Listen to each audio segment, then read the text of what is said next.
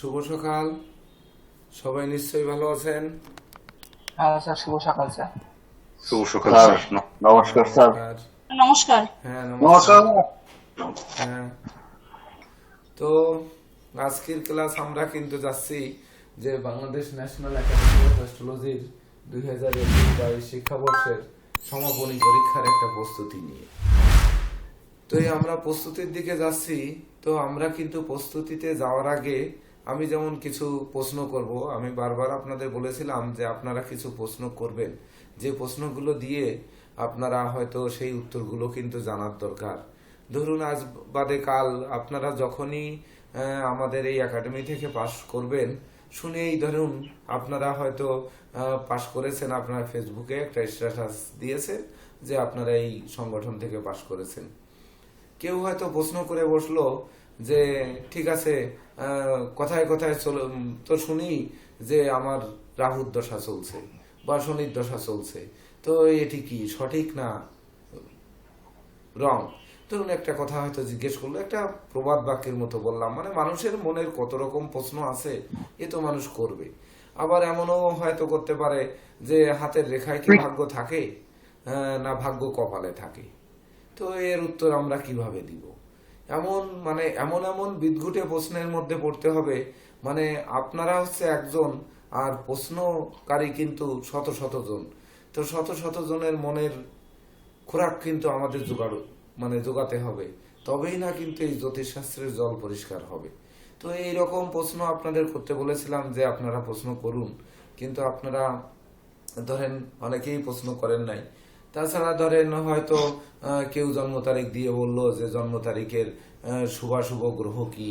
এটা শুভাশুভ গ্রহ আমরা কিন্তু শুধু শিখেছি যে লগ্ন সাপেক্ষে অমুক গ্রহ পাপ আর অমুক গ্রহ শুভ, অমুক গ্রহ রাজযোগ, এটি আমরা শিখেছি। তো শুধু যে অমুক গ্রহ পাপ, এই পাপ গ্রহ যে সবার জন্যই লগ্ন সাপেক্ষে পাপ, আবার কারো কারো জন্য ওই একই লগ্ন সাপেক্ষে একই গ্রহ কখনো কখনো পাপ হওয়া সত্ত্বেও সে শুভ ফল দিয়ে রাজতুল্য সম্মান এনে দিতে পারে, সেই গ্রহই, একমাত্র সেই গ্রহই এনে দিতে পারে। তো এটা অনেক ডিপের ক্লাস। এটা যদি বেঁচে থাকি তাহলে আর কিছুদিন পরে হয়তো হায়ার ডিপ্লোমার ভিতরে এগুলো যাবে। তবুও অন্তত হয়তো প্রশ্ন করবে যে হ্যাঁ, লগ্ন সাপেক্ষে পাপ গ্রহ কিভাবে এটি শুভ ফল দেয়। এটাই কিন্তু ঘোলা জলকে আমাদের পরিষ্কার করার একটা পদ্ধতি, যে আপনারা দেখাও দিতে পারবেন যে পাপ গ্রহ কখন শুভ হয়। এর একটি ক্লাসের টাস্ক কিন্তু আপনারা পেয়েছিলেন যেদিন আমরা দুটি ছক নিয়ে, একটি আমার জন্ম ছক নিয়ে একটি ক্লাস নিয়েছিলাম, আর একটি বিশেষ বিদঘুটে মানে একটি বাচ্চা মেয়ের ক্লাস নিয়ে, মানে জন্ম তারিখ নিয়ে। যখন একটি মাত্র শুক্র গ্রহকে আমরা শুভ পেয়েছিলাম, আমাদের মাননীয় প্রিন্সিপাল স্যারও সেদিন উপস্থিত ছিলেন। তো সেই ক্লাসটির কথা আপনারা মনে করুন যে লগ্ন সাপেক্ষে যে পাপ গ্রহগুলো সব খারাপ অবস্থানে আছে, এমনকি আমার লগ্ন সাপেক্ষে যত পাপ গ্রহ সব খারাপ অবস্থানে আছে, তাহলে আমি মানুষটি কিভাবে এখানে দাঁড়িয়ে থাকি? তাহলে কি ছকটি সঠিক নয়? ছকটিতে কি ভুল? এটি এভাবেই কিন্তু আমাদের অনুধাবন করতে হবে যে আমাদের প্রকৃত জ্যোতিষশাস্ত্র আমাদের কি দেবে, বা আমাদের সেই যারা আসবে আমাদের কাছে ভাগ্যফল প্রত্যাশী, তাদের প্রশ্নের উত্তর কিন্তু আমাদের ঠিক এভাবেই দিতে হবে। তাছাড়াও ধরেন যে আমরা কথায় কথায় প্রায় জায়গায় শুনি যে বশীকরণ, বিশেষ করে শান্তনু সরকার ভালো বুঝবেন, ওনাদের দেশের ইন্ডিয়ান পত্রিকা খুললেই বশীকরণ আর বশকরণ, এর পার্থক্য কোথায়? যে বশ করা আর বশীকরণ করা। যে বশীকরণের 3 মিনিটে, 1 মিনিটে, 5 মিনিটে, 10 মিনিটে বশীকরণ হয়। তো এক্ষেত্রে আমাকে একটু বশীকরণ করে দিন না অমুককে, আমি অমুকের কাছে টাকা পাবো, টাকাটি আদায় করে দিন না। মানে এই এই যে প্রশ্নগুলো যখন করবে, তখন এর উত্তরটা কিভাবে হবে? তো বশীকরণ কি আর বশকরণ কি, এই দুটির পার্থক্য কিন্তু আমরা মনে হয় জানি না। এগুলো আমাদের প্রশ্নের সম্মুখীন কিন্তু হতে হবে 2 দিন বাদে, যখন আপনারা জ্যোতিষ জগতে পদার্পণ করবেন, মানে পেশার জগতে যখন পদার্পণ করবেন। জ্যোতিষ জগতে অলরেডি পদার্পণ করে ফেলেছে। তো এইরকম আরো আরো মানে কত প্রশ্ন আর বলবো, মানে স্যার, ধরেন এইরকম হলো। ছিল স্যার, হ্যাঁ। সেটা হচ্ছে আপনি কি বসে ক্লাস করাতে পারবেন কিনা স্যার? আহ, বসে স্যার হয় করা আপনি যেত। আপনি বসবেন, নয়তো স্যার আজকে আমরা দাঁড়িয়ে থেকে ক্লাস করবো স্যার, যে কোনো একটা স্যার। আচ্ছা, বসার জন্য বসলে বোর্ডে আপনারা দেখতে পাবেন না, এটি হচ্ছে সমস্যা। আচ্ছা, তারপরে সমস্যা আমি নেই। মাঝে মধ্যে বসে নেবানে, কথা বলতে বলতে আমি বসার ব্যবস্থা দেখি একটু একাধিক চেয়ার দিয়ে উঁচু করে নিই।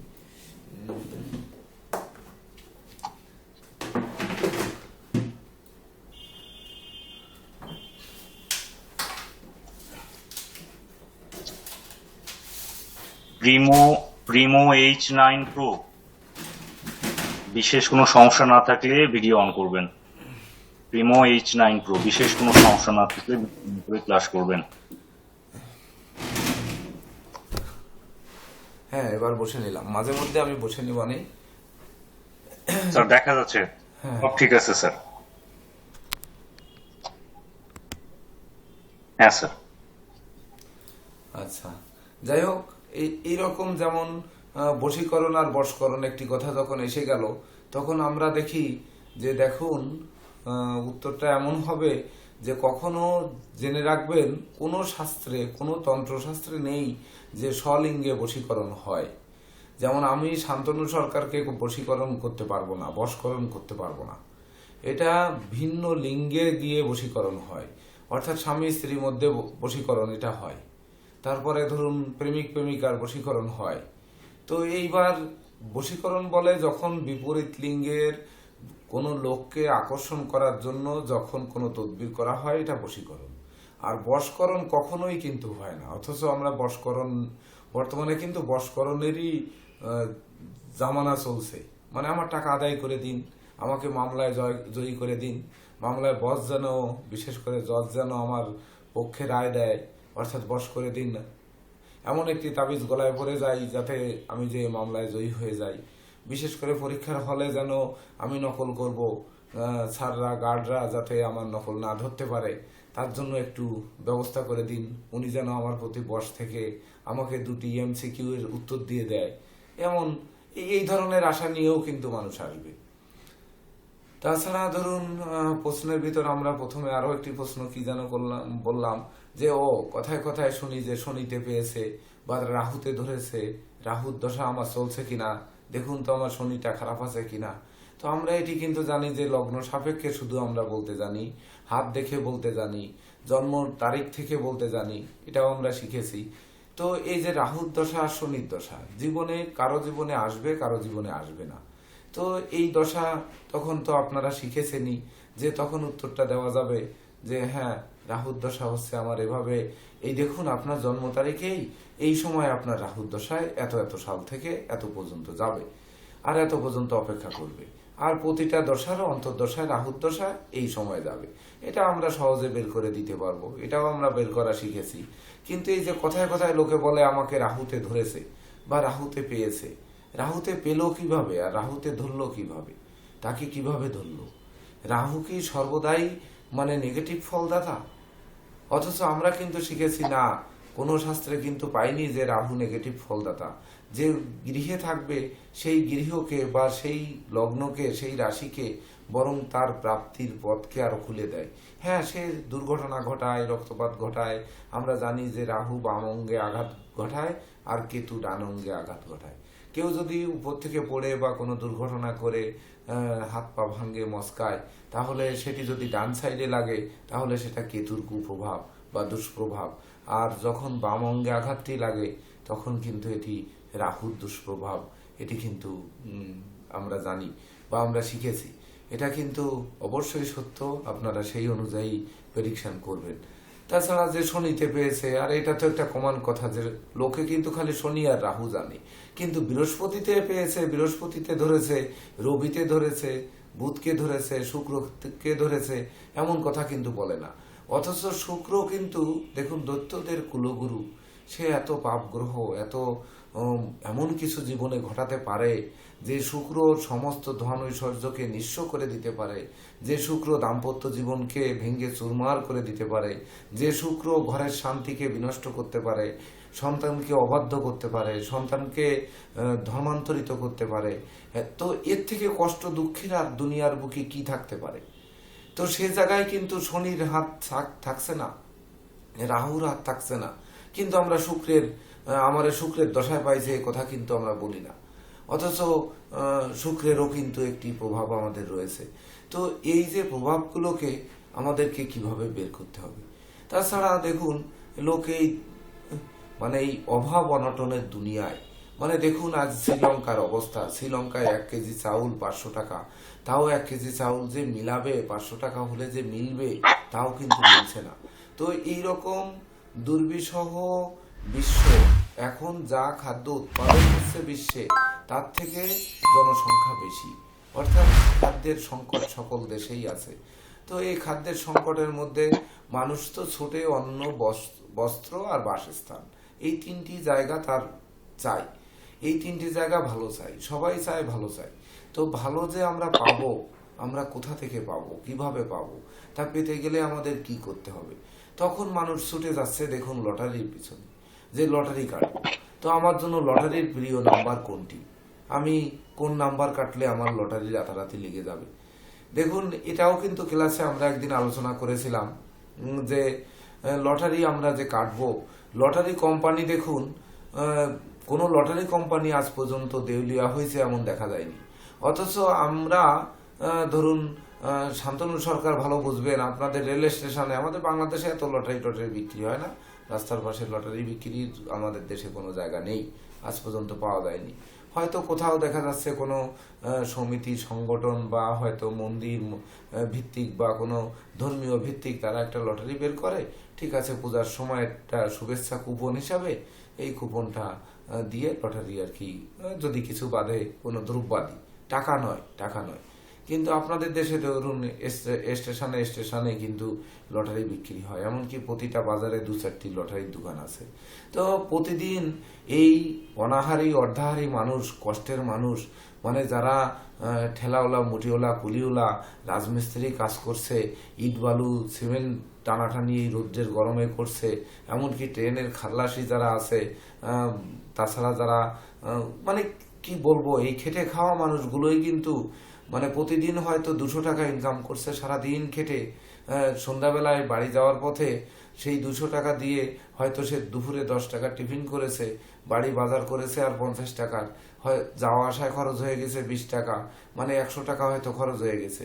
আর 100 টাকা নিয়ে যাচ্ছে বাড়ির সামনের মুদির দোকানে, 120 টাকা পাবে, তারপরেও সে 20 টাকা দিয়ে একটি লটারি কিনে নিয়ে বাড়ি যাচ্ছে, যে যদি লেগে যায়, আর তো কষ্ট করে পারছি না, আর তো এই জীবন বাঁচছে না, তো যদি একটা লটারি লেগে যায়।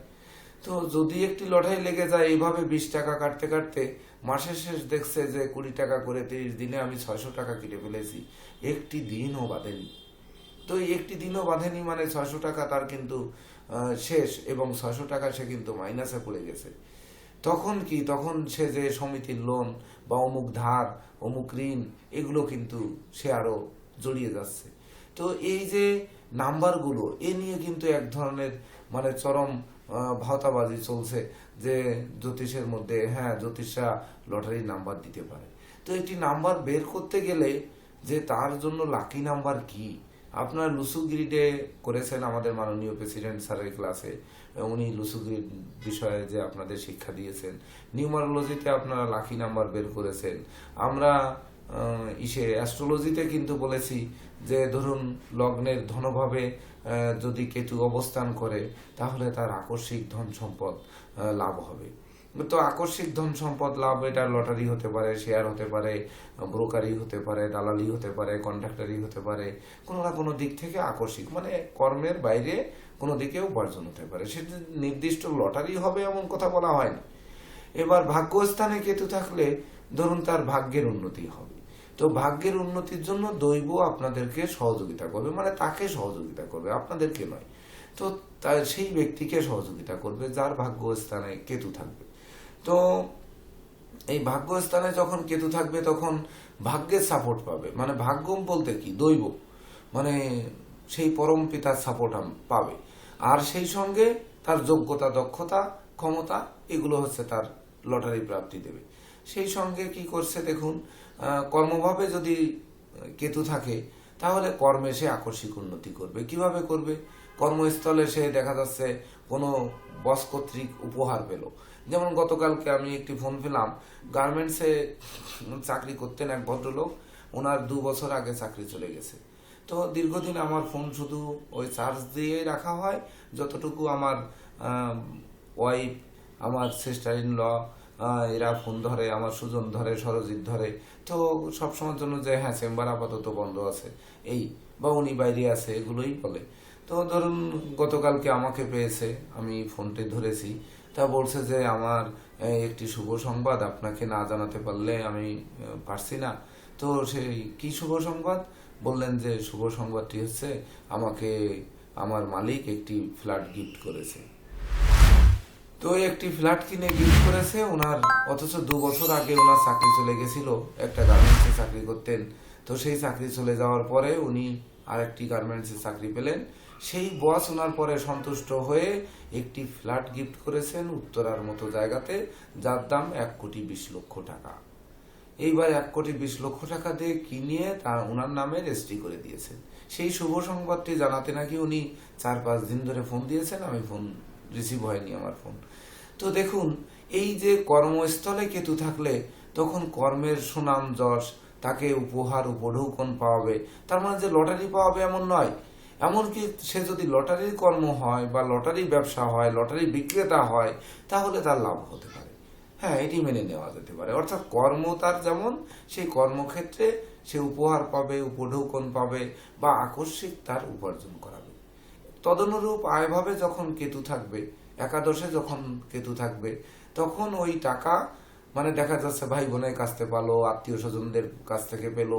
ওই একাদশে কেতু যদি ধরুন ভ্রাতৃপতি হয়, ভ্রাতৃপতি যে গ্রহ ধরুন, বা বন্ধুপতি যে গ্রহ, যে সেই গ্রহ যদি ধরুন একাদশে থাকে কেতু যুক্ত হয়ে, তাহলে কি হবে? বন্ধু বান্ধবের কাছ থেকে সহযোগিতা পাবে, ভ্রাতৃপতি হলে ভাই বোনের কাছ থেকে পাবে, ধনপতি হলে এমনি তার ধন উপার্জন হবে। এইবার ধরুন তার যদি বিদ্যাপতি হয়, তাহলে বিদ্যাক্ষেত্রে সে হয়তো লেখাপড়ার ক্ষেত্রে স্বর্ণ মুকুট বা স্বর্ণ পদক বা ধরুন রাষ্ট্রীয় বা সামাজিক পুরস্কার এরকম কিছু পাবে, বা নোবেল পাবে, এরকম কিছু পাবে, এরকম হতে পারে। তাই বলে যে নির্দিষ্ট লটারি পাবে এমনটি কিন্তু নয়। তো এই দেখুন, নির্দিষ্ট লটারি প্রাপ্তির কিন্তু পথটি খুব কঠিন, খুব কঠিন।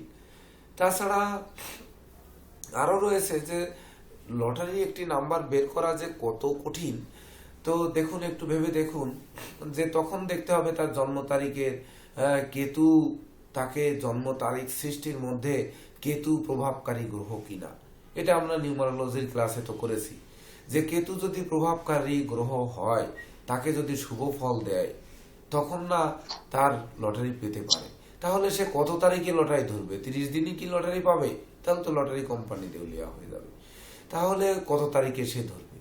ওই যে তারিখে ধরবে, যে তারিখে লটারি ধরতে যাবে, ওই তারিখেও যদি তার কেতু পক্ষে থাকে, তারিখ সংখ্যা, বার সংখ্যা এগুলো মিলিয়ে যদি পক্ষে থাকে, তাহলেও কিন্তু সে একটি হয়তো ওই তারিখটাই লটারি ধরতে পারে। সেই তারিখের কোন যোগে সে লটারি ধরবে, তো যোগটি দেখতে হবে। আমরা মাহেন্দ্র যোগ, অমৃত যোগ বা বিভিন্ন যোগ আমরা দেখি, কিন্তু আমরা গ্রহের যোগগুলো শিখেছি, কিন্তু ধরুন আমরা শুভ সময় নির্ণয়ও আমরা শিখেছি। তো সেই শুভ সময়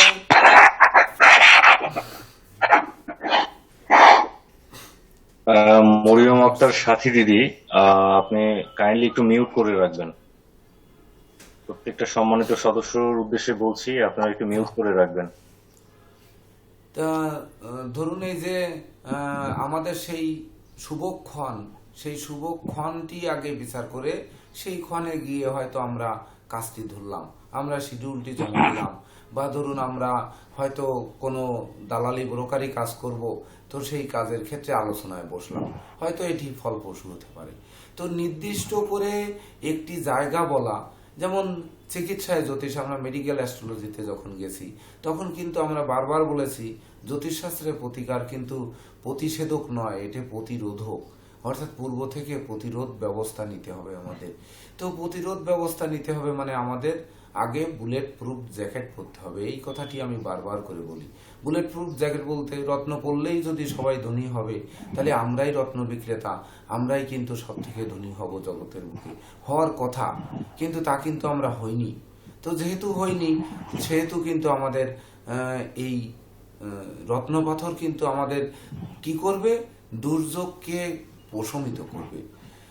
টিটু বাবু নমস্কার, আপনার দিকে একটু দৃষ্টি আকর্ষণ করছি। তো আপনি একটু পাটা নামিয়ে বসুন, ওই ভিডিওতে এটা তো রেকর্ড হচ্ছে, ক্লাসে দেশ বিদেশে যাবে। হ্যাঁ হ্যাঁ তা আপনি- হ্যাঁ হ্যাঁ হাঁটুটা দেখা যাচ্ছে, এই জন্য একটু খারাপ লাগবে আর কি পরবর্তীতে। তো হ্যাঁ ঠিক আছে ঠিক আছে, ওকে। তো কোন দিকে ছিলাম ভুলে গেলাম। ও রত্ন পাথর। তো এই যে রত্ন পাথর প্রতিষেধক নয়, এটি প্রতিরোধক মাত্র। তো প্রতিরোধ ব্যবস্থা গড়ে তুলতে হবে। প্রতিটা গ্রহের যে ক্ষতিকর যে তড়িৎ কণার যে প্রপাত বর্ষণ, এটি আমাদেরকে বাঁচাবে। তো আমরা এখানে কি বললাম যে রত্ন পাথর দিয়েই আমরা মাঙ্গলিক দোষ কাটিয়ে দিলাম, আমরা হয়তো কালসর্প দোষ কাটিয়ে দিলাম, আমরা সাড়ে সাতির কুপ্রভাব সঙ্গে সঙ্গে দূর করে দিলাম। এটি কিন্তু আসলে হয়ে ওঠে না। এটি কিন্তু ভোগার আগে, অর্থাৎ তার এই সময় আসার আগে, তবেই না কিন্তু আমাদের বিষয়গুলোকে আগে, অর্থাৎ আগে সতর্ক হতে হবে। ঝড় আসতে পারে, ঝড়ের পূর্বাভাস পেয়ে তবেই না আমাদের সাইক্লোন সেন্টারে উঠতে হবে। ঠিক তদনুরূপ ঝড় যখন এসে যাবে, তখন কিন্তু ইচ্ছা করে আমরা সাইক্লোন সেন্টারে যেতে পারবো না। তখন ঝড়ের ধুলা, পথে ঘাটে গাছপালা ভেঙে পড়বে, তারপরে ধরুন সেই ঝড়ের সঙ্গে লড়াই করে আমরা কিন্তু সাইক্লোন সেন্টারে যেতে পারবো না। তো এই যেতে কিন্তু আমাদের কষ্ট হবেই। তো আমাদের আগে থেকে আমরা সাইক্লোন সেন্টারে যাই। ঠিক তদনুরূপ রত্নপাথর কিন্তু যখন আমাদের ভাগ্যফল প্রত্যাশী আসবে, বলতে হবে যে হ্যাঁ, আপনাদের সময় এই দশাকালে এই সময় খারাপ হতে পারে, এই সময় কিন্তু আমাদের এই ধরনের প্রতিকার দরকার।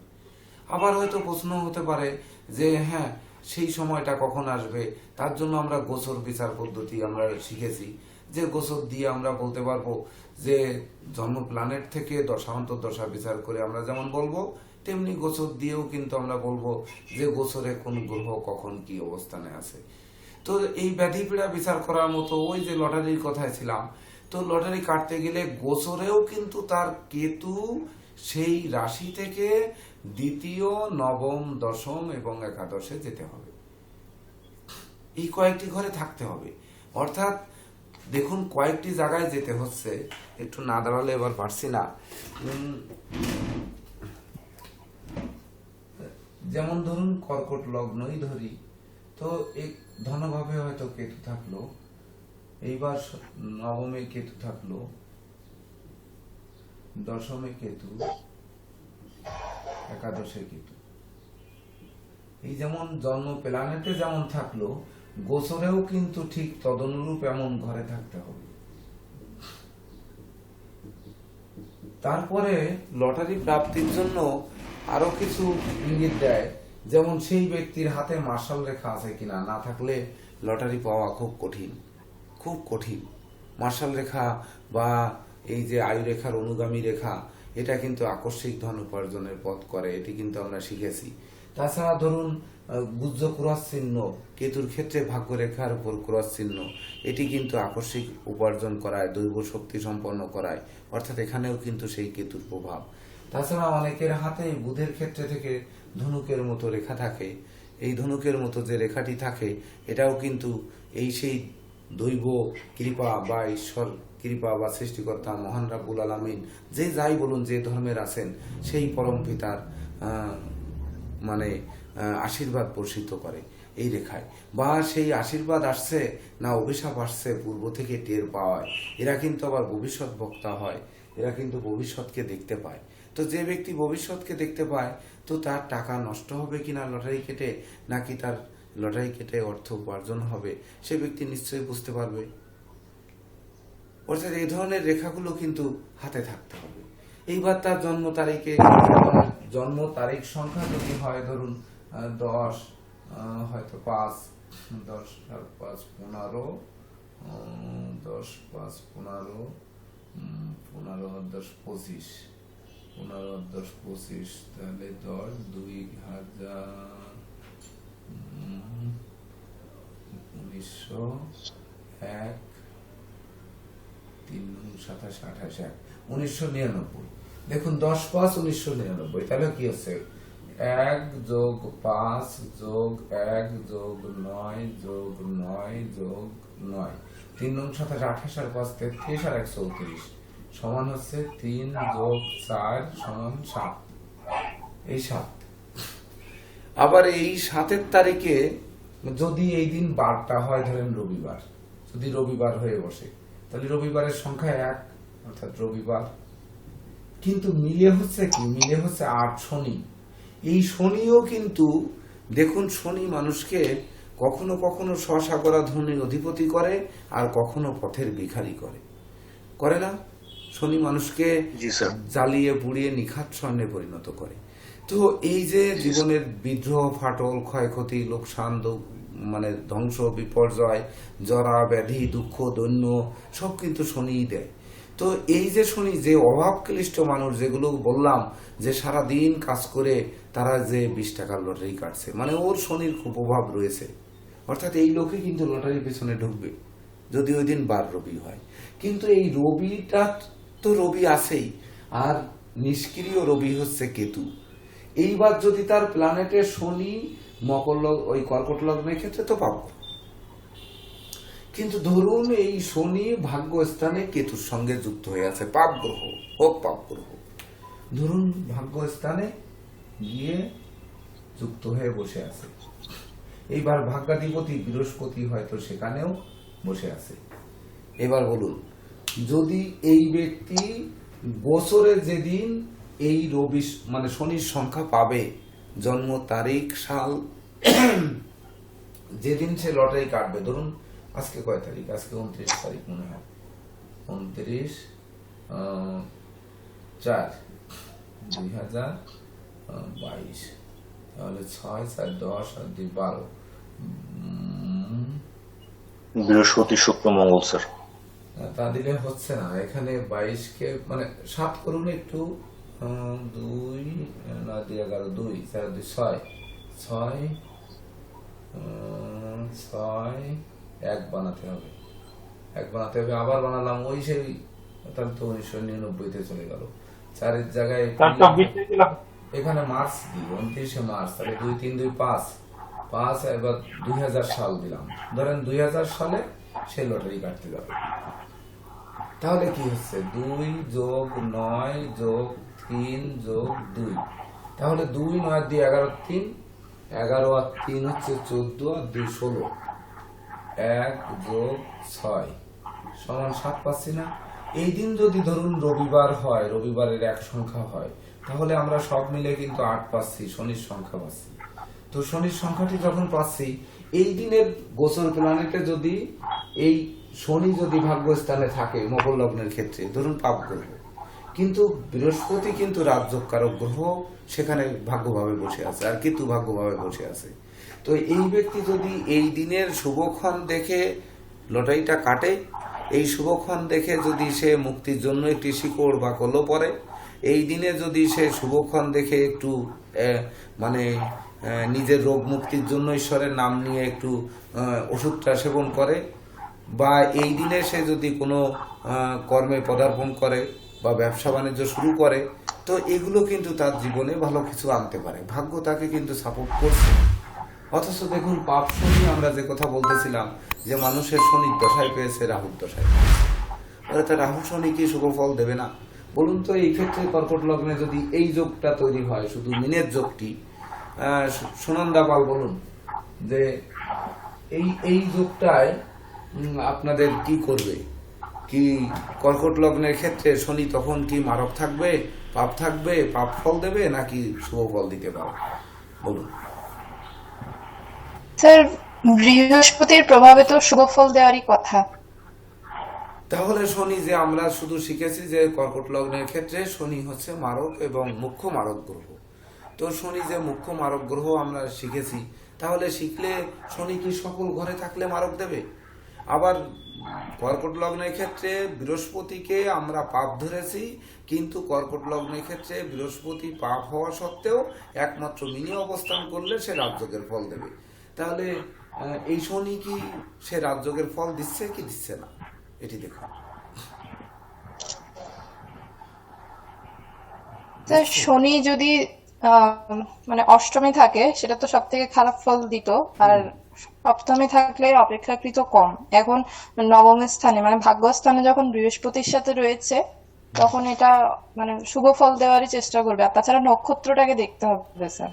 নক্ষত্রটাকে পরে দেখেন, নক্ষত্র হচ্ছে পাচ্ছেন না আপনি, এখানে ধরেন নক্ষত্র পাননি, আপনার কাছে একটি কুষ্টি যখন নিয়ে আসবে, আপনার তো চট্টগ্রামে বাড়ি, তো চট্টগ্রাম এলাকায় যেসব কুষ্টি পাওয়া যায় সেসব কুষ্টি তো ওই এক পেজটা কুষ্টি নিয়ে আসে, ওইগুলোই দেখালো। ধরেন আপনি তখন হয়তো বেড়াতে গেছেন কোনো আত্মীয় বাড়িতে, আপনার কাছে সফটওয়্যার নেই, আপনার কাছে ধরুন হরস্কোপ বের করার অ্যাপিমেরিস নেই, কোনো কিছুই নেই, তো একটি কুষ্টি এনে দেখায় বললো যে এই কুষ্টিটা একটু দেখে দিন না ম্যাডাম, আপনি জ্যোতিষ মানুষ তাই আপনি আসছেন, বা ধরুন আপনি বাবার বাড়িতে বেড়াতে আসছেন, এইবার কোনো আত্মীয় আপনার কাছে আসলেন যে কুষ্টিটা দেখাতে, তো তখন কুষ্টিতে আপনি তো নক্ষত্র পাচ্ছেন না, তখন তো নক্ষত্র আপনি দেখার সুযোগ আপনার নেই, আপনার হরস্কোপ দেখেই তো বলতে হবে।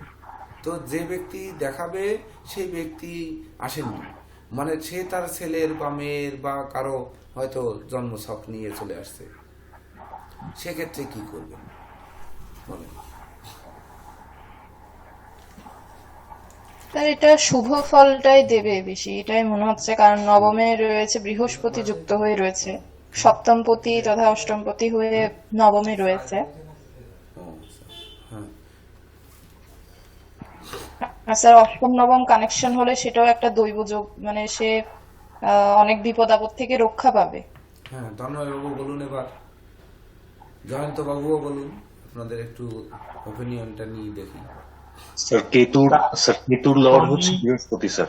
হুম, কেতুর লর্ড হচ্ছে বৃহস্পতি। কেতু তখনই শুভ হবে যখন বৃহস্পতির কোনো শুভ দৃষ্টি, নক্ষত্র বা বৃহস্পতির সাথে কেতু যুক্ত হয়ে দশা অন্তর্দশার মাধ্যমে যখন কেতু এবং বৃহস্পতি যাবে। স্যার এখানে কেতু যুক্ত বৃহস্পতি কর্কট লগ্ন সাপেক্ষে নবমে রয়েছে, অষ্টমপতি সপ্তমপতি কেতু যুক্ত বৃহস্পতি যুক্ত হয়ে নবমে হয়েছে। স্যার শনির অষ্টমপতি এবং সপ্তমপতিত্ব যে দোষ, সেটা এইখানে রাজযোতক হওয়ার কারণে বৃহস্পতি যেহেতু স্বক্ষেত্রী, তাই শনির খারাপ বা দোষ ত্রুটি থাকলে সেটা বৃহস্পতি গুরুর মাধ্যমে সেটা ভ্যানিশ হবে স্যার, নষ্ট হবে।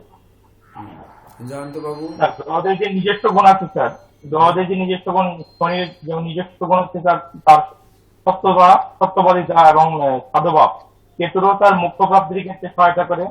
আর বৃহস্পতি তার দেবগুরু এন্ড গুরুর আন্ডারে আছে স্যার তার দুটি সাধগ্রহ, একটি মুখ্য প্রাপ্তির সহায়ক, একটি সততার সহায়ক, এবং তারা ভাগ্যস্থানে আছে। ভাগ্যস্থানটা তো তার মানুষের সবকিছুকে নিয়ন্ত্রণ করে স্যার। তো এখানে থেকে ভালো ফলই দিয়েছে, খারাপ ফল দেবে না। গ্রহের কারকতা অনুযায়ী তার ভালো ফল দেবে। দেখুন, নীরজকান্তি রায়, আপনি একটু বলুন। স্যার আমার নেটওয়ার্কের ডিস্টার্বের কারণে আমি আগের কথাগুলো শুনে নাই স্যার। ও আচ্ছা আচ্ছা, তো যাই হোক, এবার আমি মূল জিনিসটা আসি। দেখুন, শনির সপ্তম পতিত্ব, মারকত্ব দোষ, অষ্টম পতিত্ব দোষ রয়েছে। এই তিনজনের কথার ভিতরে একটি কথা বেরিয়েছে, সেই কথাটাই সঠিক, যে দৈব সহযোগিতা সে পাবে, অর্থাৎ দৈব বলে শনির কুপ্রভাবটি বিলুপ্ত হবে, এটি সুনন্দা পাল বলেছেন। তো কেন পাবে? কারণ দেবতাদের গুরু সে একাই রাজ্যকারক গ্রহ, সে তখন শনির মানে যে ধ্বংসকারী যে শক্তিটা, ওটাকে বিলুপ্ত করবে। আর ভাগ্যস্থানে আমরা তো বলেছি দ্বিতীয়, নবম, দশম, একাদশে কেতু যে কোনো লগ্নের ক্ষেত্রে শুভ ফল দেবে। এইবার সেই ভাবপতি গ্রহকে বা ভাবস্থ গ্রহকে হয়তো কেতু কিছু ডিস্টার্ব করবে। কেতু কিছু ডিস্টার্ব করলেও দেখুন, ধ্বংস না হলে সৃষ্টি হয় না, এগুলো কিন্তু আমরা বারবার করে বলেছি। তো কেতু হয়তো কিছু ধ্বংস করবে, কি করবে? সে হয়তো শত্রু সৃষ্টি করবে, গুপ্ত শত্রু সৃষ্টি করবে, লোককে ভুল বোঝাবে, সন্দেহের চোখে দেখবে, অন্যায় অবিচারের দিকে দেখাবে, বা অন্যায় অবিচার অবৈধ পথে হয়তো তাকে নিয়ে যেতে পারে, হয়তো নিয়ে যাওয়ার চেষ্টা করবে। কিন্তু ভাগ্য ভাবস্থ কেতু তার ভাগ্য যখন সাপোর্ট করবে তার বিবেককেও কিন্তু খুলে দেবে। তো খুলে দেওয়ার কারণে সে তখন ওই পথ থেকে ফিরে আসবে। সে কিন্তু সেই যে খারাপ পথগুলোকে সে দূরীভূত করে সে কিন্তু বরং শুভ পথে দিকে ধাবিত হবে। এমনকি ভাগ্যস্থানে এই কেতু, ধরেন শনি তো সাত্ত্বিক গ্রহ, তো তাছাড়া পাপ গ্রহ, সে যোগী গ্রহ, সে মঠ মন্দির শ্মশানে সাধন করার বা এই সব দিকে নিয়ে যায়, তন্ত্রমন্ত্র যোগ সাধনা একাগ্রতার দিকে নিয়ে যায়।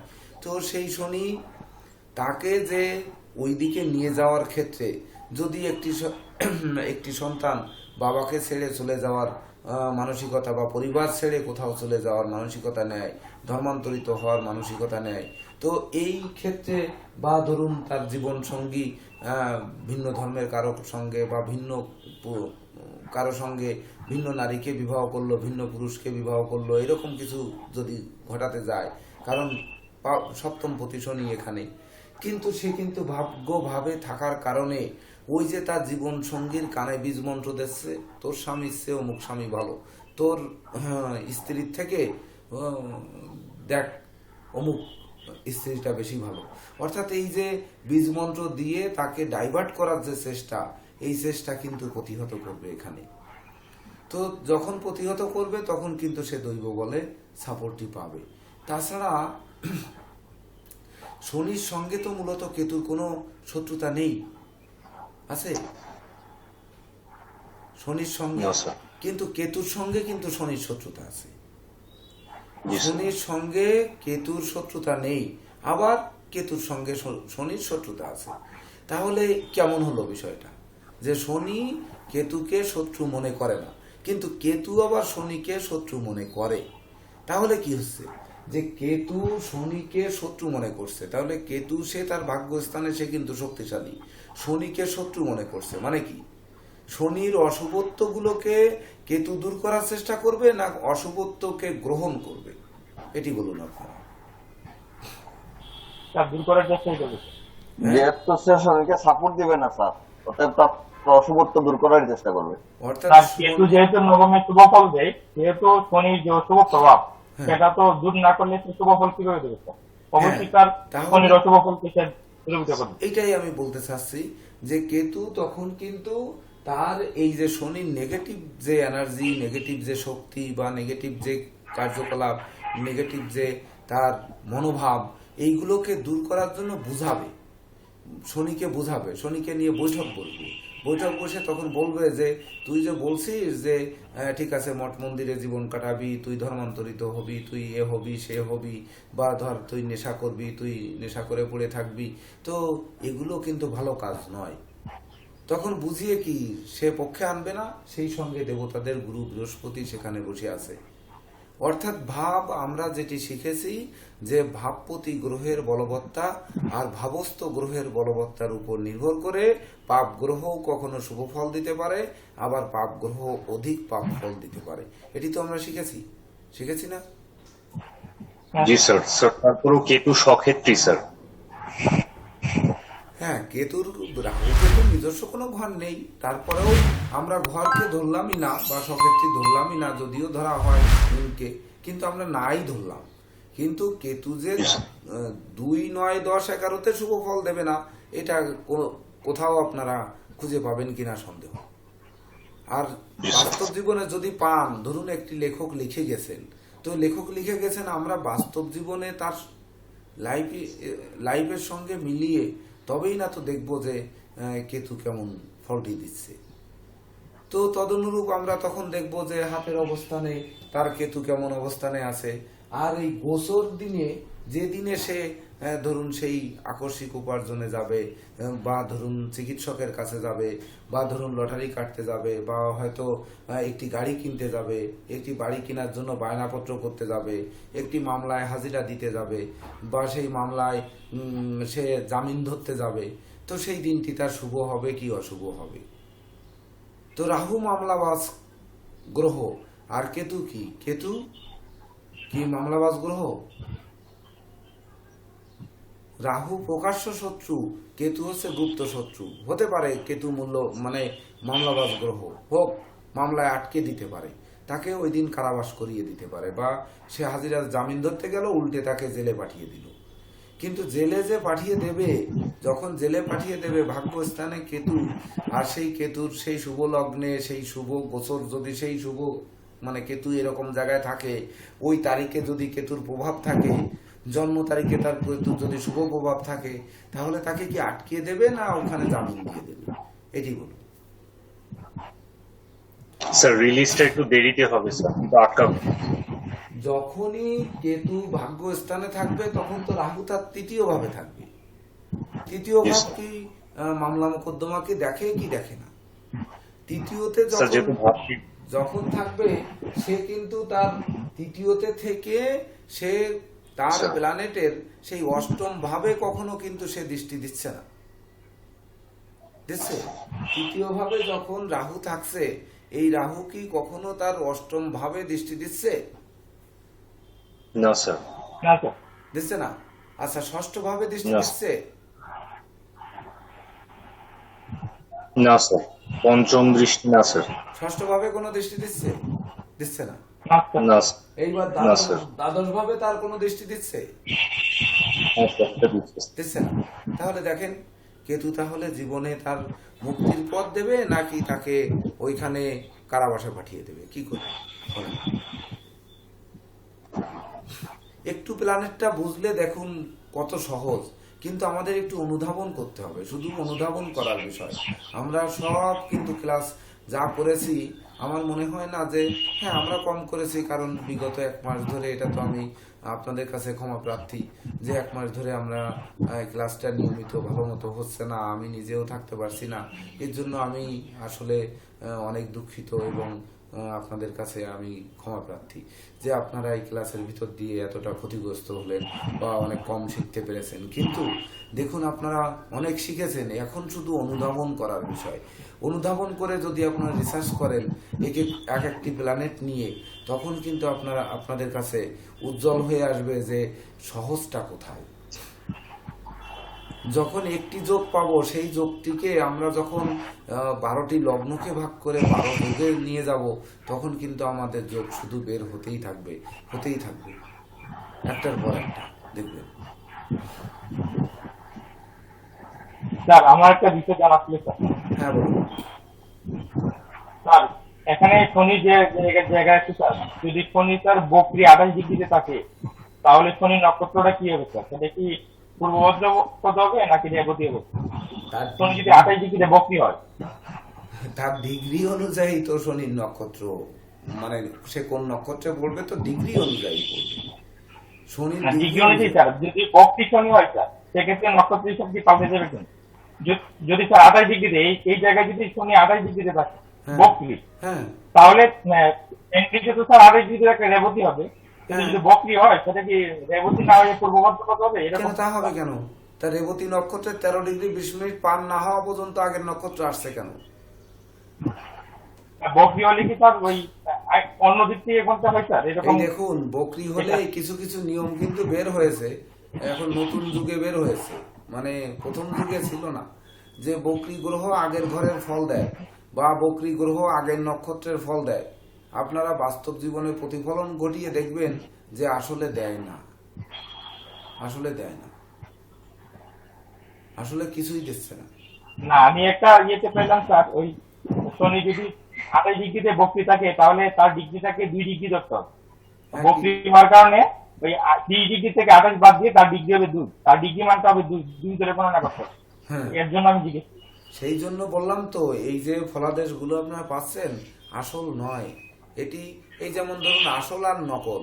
ধরুন কেমন একটা কথা বলে যে স্যার পোকরাজ আর টোপাজ স্যার।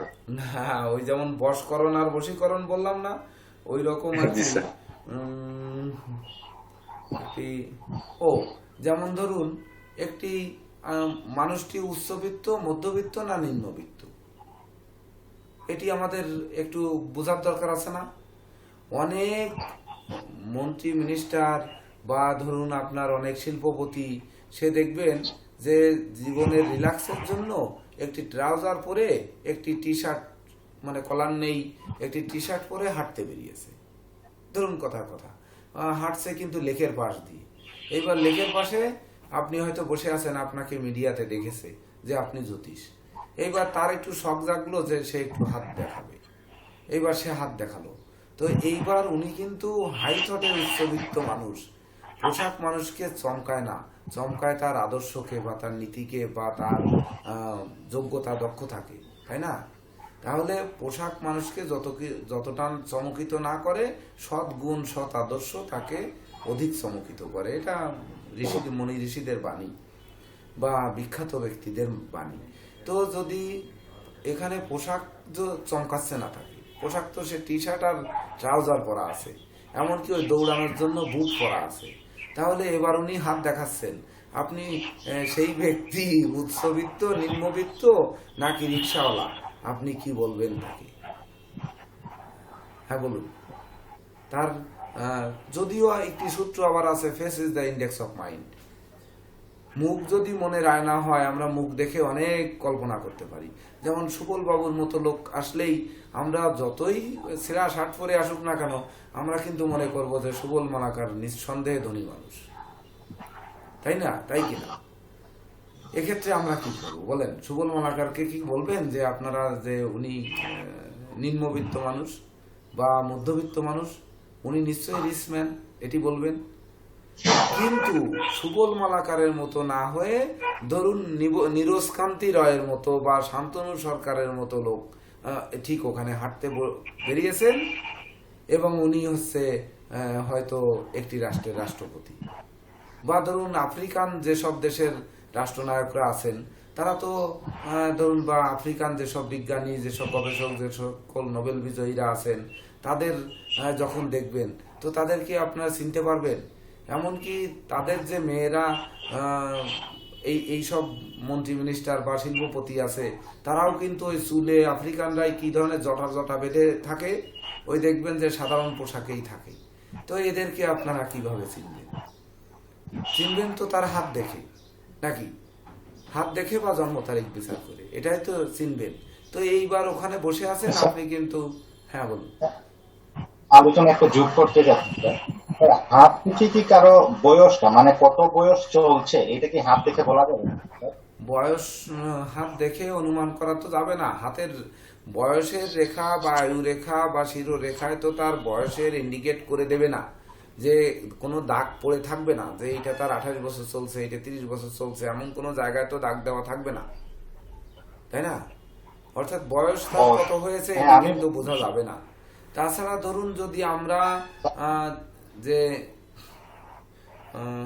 আমার নেই মাথার মধ্যে কিছু, মনে হয় ওই স্যার আমরা একটা আলোচনা ডাইভার্ট হয়ে যাচ্ছি স্যার, একটা আলোচনার মধ্যে আরেকটা আলোচনা চলে আসছে। হ্যাঁ বলেন না, ওই যে আলোচনা ছিল স্যার আপনি কি বসে কথা শুনছেন? না, তাতে বোঝা সম্ভব সমস্যা নেই, আপনারা তো অবশ্যই আলোচনা করবেন।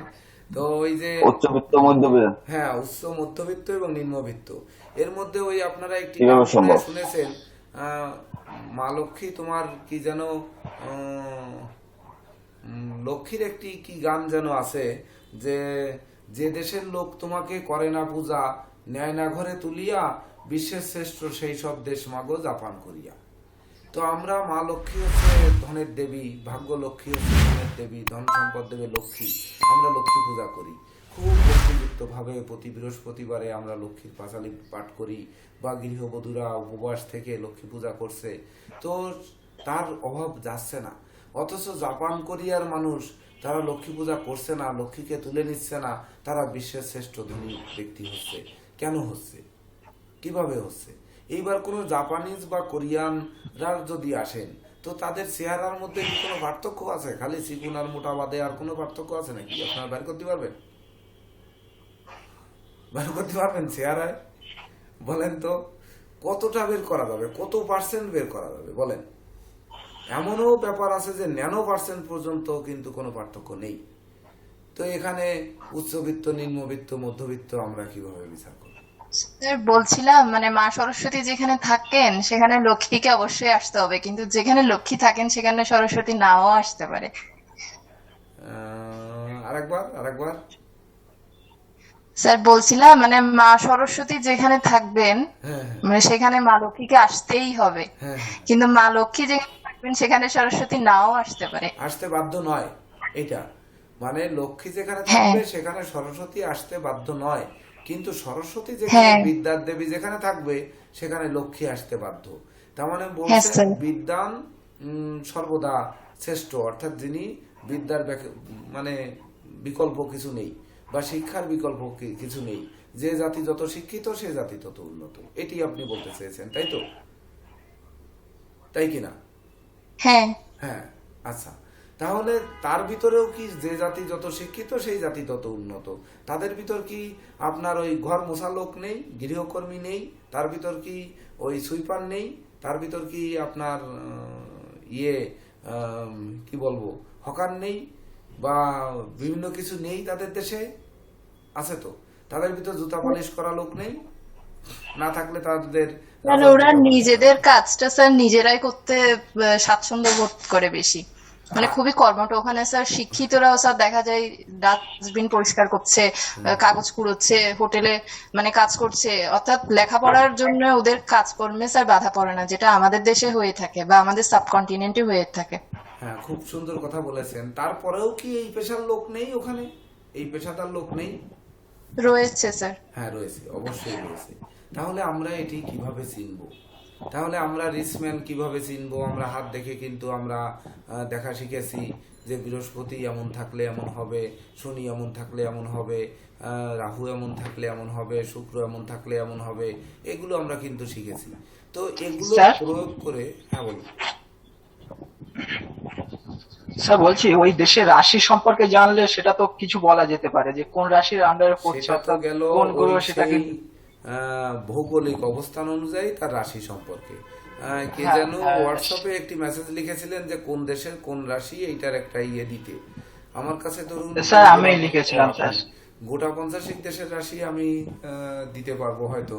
মানে রাশি কোন, সাধারণত আপনারা সহজ পথ হচ্ছে সবাই একটু জেনে নিন, যে দেশ যে দিনে স্বাধীন হয়েছে সেই দিনে চন্দ্র যে রাশিতে ছিল সেটি তার সেই দেশের রাশি, আর সূর্য যে রাশিতে ছিল সেটি তার পাশ্চাত্য রাশি। যেদিন যে দেশ আচ্ছা স্বাধীন আচ্ছা হয়েছে, এই স্বাধীনতার দিন, এটি হচ্ছে সবচেয়ে সহজ। তাহলে আর আমার কাছে চাওয়া লাগবে না, আপনারা গুগলে স্বাধীনতার দিন স্যার বুঝতে পেরেছি আমি। সার্চ দিলে আপনারা অবশ্যই যেটা বুঝতে পাবেন পেরেছি। ওইটা তার দেশের রাশি, অর্থাৎ একেবারে সহজ। ঠিক আছে স্যার, ধন্যবাদ স্যার, এবার বুঝতে পেরেছি। হাত এবার আপনাদের অসীম উপর ধন্যবাদ। থাকলো যে আপনাদের 5 মিনিট সময় দিলাম, 3 থেকে 5 মিনিট সময় দিলাম, আপনারা এবার 5টি প্রশ্ন করুন।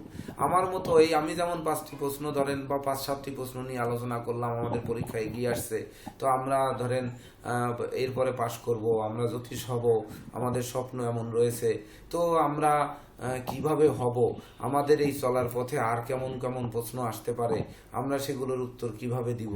তো এই রকম প্রশ্ন আপনাদের ভিতর সুসময় দেখ, আপনার কি ঘুম আসতেছে নাকি? আমার এই সুসময়দের বাবা মা দুজনই গভর্নমেন্ট জব করেন, একা একা বাড়িতে থাকেন, তা ওই রাত মনে হয় একটু বেশি জেগে ঘুমিয়েছেন, এখন যার জন্য ঘুম আসছে। তো ক্লাস কি ভালো লাগছে না কি ভালো লাগছে না? হ্যাঁ, তো আপনারা একটু প্রশ্ন করতে লাগুন, আমি 3 মিনিটের একটু বিরতি নিচ্ছি। তো আপনারা এর ভিতরে একটু প্রশ্ন বের করুন এবং এই পর্যন্ত যা হলো একটু আলোচনা করতে লাগুন। আমি নিরস্থানী দাদাকে একটু অনুরোধ করছি যে হাত দেখে বয়স, দাদা শুনতে পাচ্ছেন? হ্যাঁ বলেন। কেমিস্ট্রি হলো 99% বিজ্ঞান, সুতরাং এটা থাকতে পারে বা থাকাটা বাঞ্ছনীয়, এর জন্য আমি স্যারকে প্রশ্ন রাখতে না না, ঠিক আছে, কিন্তু স্যারটা একটা আলোচনা ছিল, ওই আপনার কথা ঢুকে যাওয়ায় ওই আলোচনা থেকে আবার সরে গেছে, এই জন্য বলছিলাম আর কি। আমি না, ওই যে হাতে রিলেটেড ছিল, তো রেখা রিলেটেড ছিল, ওই কারণে প্রশ্নটা করেছিলাম। ঠিক আছে, মানে স্যার তো আপনার কথাটা 2 মিনিট উত্তর, ওই আলোচনা কিন্তু সম্পন্ন হয় নাই আমাদের, যে স্যার যে বিষয়ে আলোচনা করছিল সেটা কিন্তু সম্পন্ন হয় নাই, মধ্যে ইন্টারাপ্ট হয়।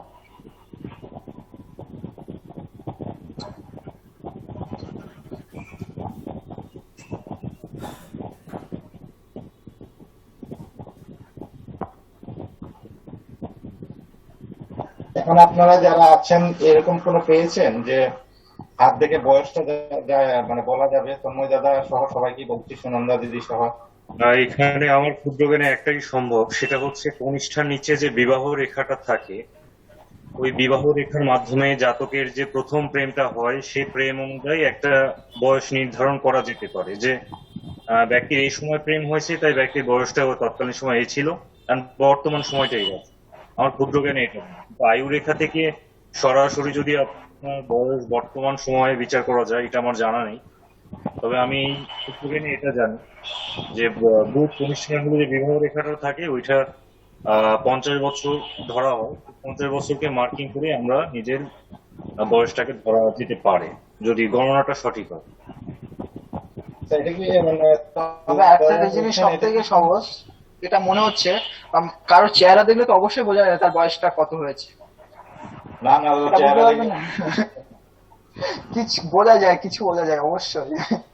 কিছু না, তো আপনার তো বয়স বলতে হবে। আপনি ওই 45কে যদি 32 তাহলে হলো কোথায়? না, এখানে একটা ব্যাপার আছে, চেহারা কিছুটা দেখতে ঘুরে বসে একটা ব্যাপার।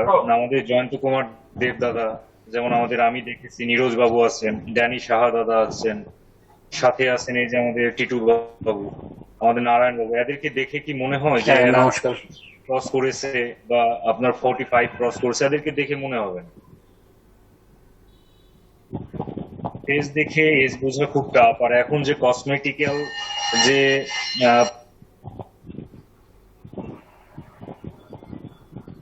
মিউট হয়ে গেছে। আপনি মিউটে গেছে? যে সার্জিক্যাল যে কসমেটিক যে সমস্ত বিষয়গুলো বেরিয়েছে, এখন একটা যে কোনো ব্যক্তি তার এজ কমিয়ে নিয়ে আসতে পারে। আসলে স্বাস্থ্যের সাথে কসমেটিক্যাল এবং ফেসের সাথে সম্পৃক্ত নেই, এটা আমার খুব ভালো নেই। অস্ট্রেলিয়ান যে মেয়েগুলো আছে তাদের এজ 55 হয়ে যায়, কিন্তু বাংলাদেশের একটা মেয়ে 18 ক্রস করলে অস্ট্রেলিয়ান মেয়ের সাথে তুলনা করা যায়।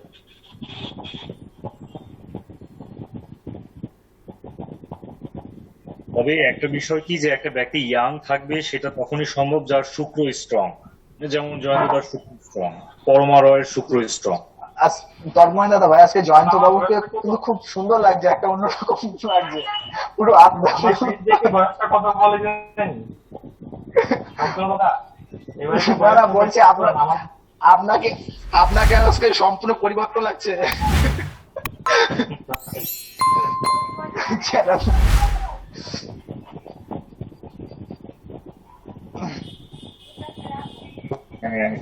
টিটু বাবু, আপনি কি আমাকে শুনতে পাচ্ছেন? যাই হোক, টিটু বাবু নিশ্চয়ই দাদা শুনতে পাচ্ছি। কেননা নেটওয়ার্কের সাফার করছে, কথা ভেঙে ফেটে আসছে। তো যেটা হচ্ছে, আমি এই জুম চলাকালীনই আপনার মেসেজের উত্তর দিয়ে আমার নাম্বারটা সেন্ড করে দিয়েছি। আপনি অ্যাজ সুন অ্যাজ পসিবল আমাকে মেসেঞ্জার বা হোয়াটসঅ্যাপে নক করবেন, আমি আপনাকে আমাদের গ্রুপে অতি শীঘ্রই জয়েন করাতে পারি। হোয়াটসঅ্যাপ যে এগুলো অপারেটিং পারে না, হোয়াটসঅ্যাপ একটু মুখে করে দিবেন নি নাম্বারটা। আচ্ছা, আপনার নাম্বারটা একটু বলুন। 8787 8787 30 30 5671 ঠিক আছে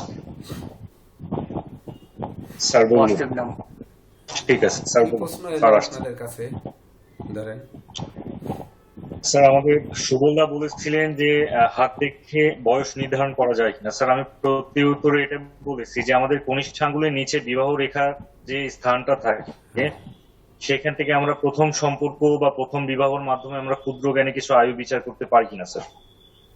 হ্যাঁ, দেখুন এখানে কিন্তু আমরা পারি যে আমরা বয়স নির্ণয় করতে পারি। সে তো বিবাহ করলে, ধরেন একের অধিক বিবাহ রেখা রয়েছে, এই রেখাটায় যদি তার বিবাহ হয় তাহলে এখান থেকে যে বয়সটা আছে এইটা দিয়ে আমরা বলবো যে এই বয়সে তার বিবাহ হয়েছে, অর্থাৎ সে বিয়ে করেছে, তার আজকে এত বয়স হয়েছে। এবার সে বিয়ে করেছে কি করে নাই সে তো বলবে না। সে যে বিবাহ করলো কি করলো না এটা কি সে বলবে? বলবে না। যে ভাগ্যফল জানতে আসবে সে তো বলবে না। তাহলে কিভাবে বের করব? আমার এই আয়ু রেখায় কি এখানে চিহ্নিত করা আছে যে আমার বয়স এখন 45 অর্থাৎ বা 46, আমার এই 46 বছর বয়স, আমার আয়ু রেখায় কি এখানে দাগ দেওয়া আছে যে এই জায়গায় আসলে 46 হবে? কোনো আলাদা চিহ্ন আছে? না তাহলে স্যার। আমরা হাত দেখে বয়স এখন কত চলছে এটি বের করা তো, এটি তো তখন লোকে বলবে না।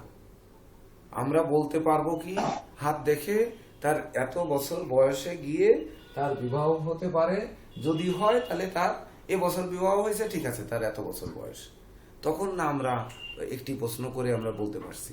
বা ধরুন ভাগ্য রেখা এ পর্যন্ত যে কাটা আছে, তো এখানে কাটা, তো এই পর্যন্ত গিয়ে তার ভাগ্যের একটা অবনতি ঘটেছে। সে হয়তো 10 লাখ টাকা সারা জীবন ধরে ডিপিএস করে এফডিআর করে জমাইছিল, টাকাটা ডিপিএস ভেঙে আসার পথে ডাকাতি হয়ে গেছে, অর্থাৎ ডাকাতি হয়ে তার টাকাটা চলে গেছে, সে কিন্তু আবার জিরো হয়ে গেছে, কিচ্ছু নেই তার জীবনের। তো কিছু নেই, তা এইটি ঘটেছে ভাগ্য বিপর্যয়। কত বছরে ঘটতে পারে? ভাগ্য রেখার বয়স যখন আমরা নির্ণয় করা শিখেছি, সেইখানে গিয়ে এটা কত বছর বয়সে তার ভাগ্য রেখাটিতে তিল চিহ্ন, জব চিহ্ন বা জাল চিহ্ন বা ধরুন কাটা আছে, সেখানে গিয়ে তার ভাগ্যের একটা বিপর্যয় ঘটেছে। আমরা বললাম যে এই বছর এত বছর বয়সে আপনার ভাগ্যের বিপর্যয় ঘটেছে, তাহলে এতটা আজকে আপনার বয়স, আজকে আপনার টাকা চিন্তাই হয়েছে বিধায় আপনি আসছেন, তো আপনার বয়স এখন এত। এভাবে হয়তো বলতে পারি, কিন্তু সঠিকভাবে কিন্তু বলতে পারবো না। তো তেমন আগেকার থেকেও বলা যাবে ওইটা যে না কোন বয়সে বললে কিন্তু বলা যাবে না। কিন্তু জন্ম তারিখের প্ল্যানেট থেকে কিন্তু বলা যাবে, যে প্ল্যানেটে ধরুন কিছুই বললো না, জন্ম তারিখটি বলেছে, প্ল্যানেট বলেছে, গ্রহের ডিগ্রি টিগ্রি কোনো কিছু নেই, ওই রকম কোষ্টি নিয়ে আসছে, ধরেন জন্ম তারিখ বলেনি, কোষ্টি নিয়ে আসছে, তাহলে লোকটিকে কিন্তু বলা যাবে শনি 2.5 বছর অন্তর রাশি পরিবর্তন করে। জন্মকালীন যদি তার লগ্নে শনি থাকে, তাহলে দেখুন শনি এক পাক দেবে 30 বছর। বর্তমানে শনি এখানে আছে মকরে, মকরের প্রায় শেষ পর্যায়ে, তাহলে 30 আর এর সাথে যোগ করেন আপনার 15, তাহলে 45। আমার শনি কিন্তু এখানে আছে 46 বছর বয়স। এবার শনির ডিগ্রি জানি আর না জানি, আমার বয়স কিন্তু 43 থেকে 46-এর মধ্যে হবে, 43.5 থেকে 46-এর মধ্যে হবে, এটা কিন্তু আমরা বলতে পারি। আবার বৃহস্পতি আমার মিনে ছিল, তাহলে মিনে কত ডিগ্রিতে ছিল আমরা ডিগ্রি পাচ্ছি না, ধরুন মিনে ছিল, অর্থাৎ একটি সালে আমার যে 75-এ জন্ম, 75-এ মিনে ছিল, তাহলে মিনে ছিল, সে 12 বছরে এক ঘুল্লি খেয়েছে, তাহলে 12 বছর বয়স হলে সে লোকটাকে চেনা যাবে, বোঝা যাবে যে এর বয়স 12 কিনা। 24 হলে নিশ্চয়ই তার বৃহস্পতি আবার জায়গায় গেলে 24 হলে আমরা নিশ্চয়ই সেখানে মানে 12 জায়গায় 15 বলবো না, বা 24-এর জায়গায় 18 বলবো না, নিশ্চয়ই বলবো না। তাহলে আমরা কিন্তু বৃহস্পতি ওই ঘরে গেছে মানে 23 থেকে 24 বা 25 এর মধ্যে থাকবে তার বয়স। আবার 3 ঘুল্লি খেলে তখন 36, তখন আমরা বলতে পারি 34 থেকে 35 থেকে 37 এর মধ্যে থাকবে, মানে ওই ডিগ্রি অনুযায়ী তার একটু আগিয়ে পিছিয়ে বললে আমরা বলতে পারবো। আবার যখন চতুর্থ ঘুল্লি খাবে তখন 4×48, তো বৃহস্পতি এখন অতিচার গতি দ্বারা মিলিয়ে গেছে, তাহলে আমার নিশ্চয়ই জন্মকালীন বৃহস্পতি শেষ পর্যায়ে ছিল, তাহলে 46 বছরে এখন অতিচার গতি দ্বারা মিলে গেছে। 21শে নভেম্বর তো সে স্থায়ীভাবে মিলে যাবে, তাহলে 21শে নভেম্বরে যে আমার 48 হওয়ার কথা, কিন্তু 48 তো হবে না 21শে নভেম্বরে। 21শে নভেম্বর পার হলে আমার 47 হবে, মানে 47-এ পা রাখবো, তাহলে বৃহস্পতি শেষ দিকে ছিল। এইভাবে আমরা কিন্তু একটি অনুমান করে আমরা বয়স বের করতে পারবো কাছাকাছি, মানে ধরুন তার হয়তো সেইটি 6 মাস, একটু ভালো নজর দিলে 6 মাস থেকে 9 মাসের মধ্যে পড়বেই, এর এদিক ওদিক হওয়ার কথা না। হ্যাঁ, আরেকটা কথা শুনুন, হ্যাঁ, মহিলা প্রেগনেন্ট আছে কিনা এটা কি বোঝা যাবে? কি হাত দেখে কোনো মহিলা প্রেগনেন্ট আছে কিনা এটা কি বোঝা যাবে? হাত দেখে বোঝা যাবে কিনা সে সন্তান সম্ভব কিনা, মানে সে গর্ভবতী কিনা বা সন্তান সম্ভব কিনা, এটি হাত দেখে বোঝা যাবে কিনা। হ্যাঁ, বোঝার একটি কৌশল কিন্তু আছে এখানে। তো বিশেষ করে সন্তান প্রাপ্তি, সন্তান তার আসছে কি আসেনি, এখানে কিন্তু কিছু কিছু মানে কয়েকটি দিক কিন্তু করতে হবে। তার সন্তান প্রাপ্তির ক্ষেত্রে শুধু আপনি হাত দেখে যে বিচার করে দেবেন, বিচার করে বলে ফেলবেন যে উনি সন্তান সম্ভবা হবেন কি হবেন না, বা হয়েছেন কি হননি এটি বিচার করে দেবেন। তাহলে তার সন্তান প্রাপ্তি রেখার উপর দেখতে হবে, সন্তান প্রাপ্তির সময়টা দেখতে হবে, এইবার তার গোচর প্ল্যানেট জন্ম প্ল্যানেটে দেখতে হবে, তারপরে তার জন্ম তারিখের সংখ্যা করে দেখতে হবে। চারটির মিলন না ঘটিয়ে একটি দিয়ে আপনি সন্তান সম্ভব না এটা বলা কিন্তু মানে শুধু কঠিন নয়, খুবই কঠিন। এইবার মানে সন্তান পঞ্চম ঘর থেকে আমরা পুত্র সন্তান বিচার করি, সাধারণত চতুর্থ ঘর থেকে মানে মেয়ে সন্তান বিচার করি সাধারণত। স্যার নমস্কার স্যার, স্যার ভালো আছেন? হ্যাঁ ভালো, আপনি এত পরে কেন? স্যার আমি একটু বাইরে ছিলাম স্যার, স্যার আপনার শরীরটা শুনে স্যার আমি খুব কষ্ট পাচ্ছিলাম স্যার, আপনি এখন সুস্থ স্যার? হ্যাঁ অনেকটা, আপনাদের আশীর্বাদে। তো দেখুন ওই ক্ষেত্রেও কিন্তু আমরা ওই যে কত তারিখে মামলায় যাব, কত তারিখে আমরা ইয়েতে যাব, কত মামা সাজে নিচে যে খুলে বসো, ওষুধ চলে এসেছে। স্যার বলছিলাম ষষ্ঠ স্থান স্যার গর্ভকে নির্দেশ করে, হ্যাঁ পেটকে। তো সেই ক্ষেত্রে স্যার কোনো মহিলার জন্মকুণ্ডলিতে যদি ষষ্ঠ স্থানে মানে একের অধিক গ্রহ থাকে তাহলে স্যার তাকে গর্ভধারণে বাধা দেবে, তাই না স্যার? একের অধিক কেন? একের অধিক গ্রহ থাকলে তার গর্ভ তো দিতেও পারে। এইবার একের অধিক গ্রহ থাকলে গর্ভতে বাধা দেবে না একের অধিক গ্রহ থাকলে আবার গর্ভস্থ করতে পারে, সেটা ষষ্ঠপতির বলবত্তার উপর নির্ভর করবে, ষষ্ঠ ভাবপতি গ্রহের উপর তার নির্ভর করবে।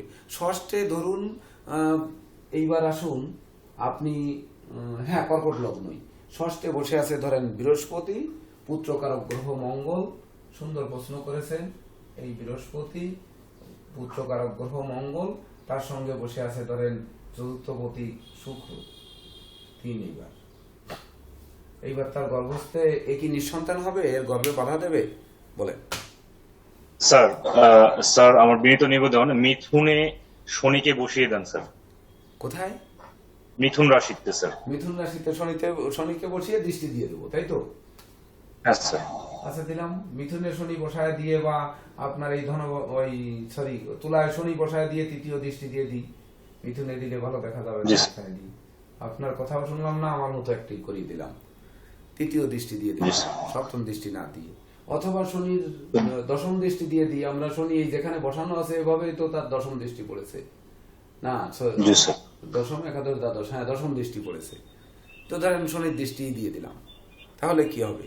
তার গর্ভে কি বাধা হবে নাকি সে সন্তান পাবে কি পাবে না? জীবনে পাবে না। ষষ্ঠ স্যার এটা যদি স্যার এটা তো D1, তাহলে স্যার D9টা দেখতে হবে, মানে 32-এর পরে তার সম্ভাবনা রয়েছে কিনা। তাহলে এখানে কিন্তু তার সন্তান ক্ষেত্রে ষষ্ঠ পতির বলেছে স্যার। হ্যাঁ তাহলে তো হলো না স্যার, যিশুমাংস কুণ্ডলিতে চলে যাচ্ছে স্যার, তাহলে তো হবে না স্যার। কুণ্ডলী অনুযায়ী উনি প্রশ্ন করেছে স্যার, কুণ্ডলীর বাইরে তো যাওয়া যাবে না। হ্যাঁ দশাপতি আর অন্তর্দশাপতি, পুত্রপতি, কন্যাপতি, সন্তানপতি, এর সঙ্গে দশা অন্তর্দশার কানেকশন তৈরি হলে তখন কিন্তু সন্তান হবে। এইবার সে গর্ভস্থ হবে না পেটে টিউমার হবে, এটিও কিন্তু বলা যেতে পারে।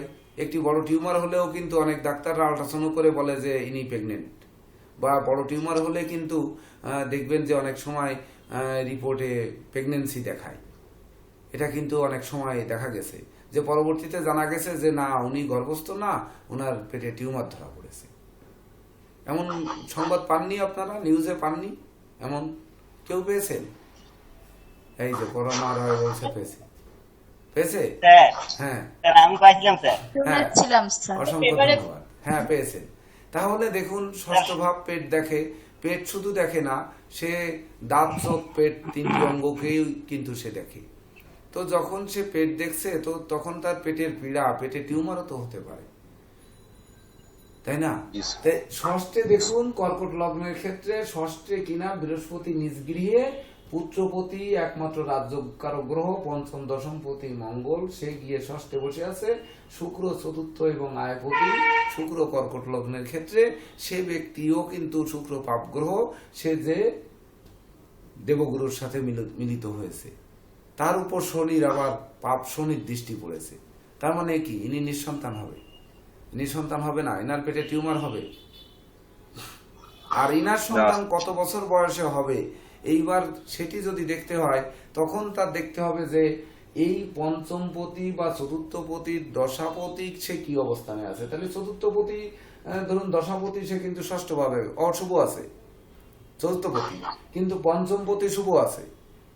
তাহলে দশাপতি যদি তার মঙ্গলের দশায় ধরুন মঙ্গলের অন্তর হয়, নিঃসন্দেহে তার কিন্তু সন্তান হতে পারে এবং পুত্র সন্তান তার গর্ভে আসতে পারে, পারে না?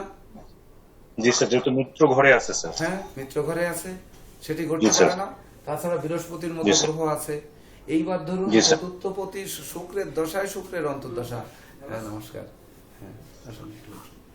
তো চতুর্থ এবং আয়পতি সে পাপ গ্রহ, সে বৃহস্পতির ঘরে বসে আছে। তাহলে এক্ষেত্রে কি টিউমার হবে কিনা?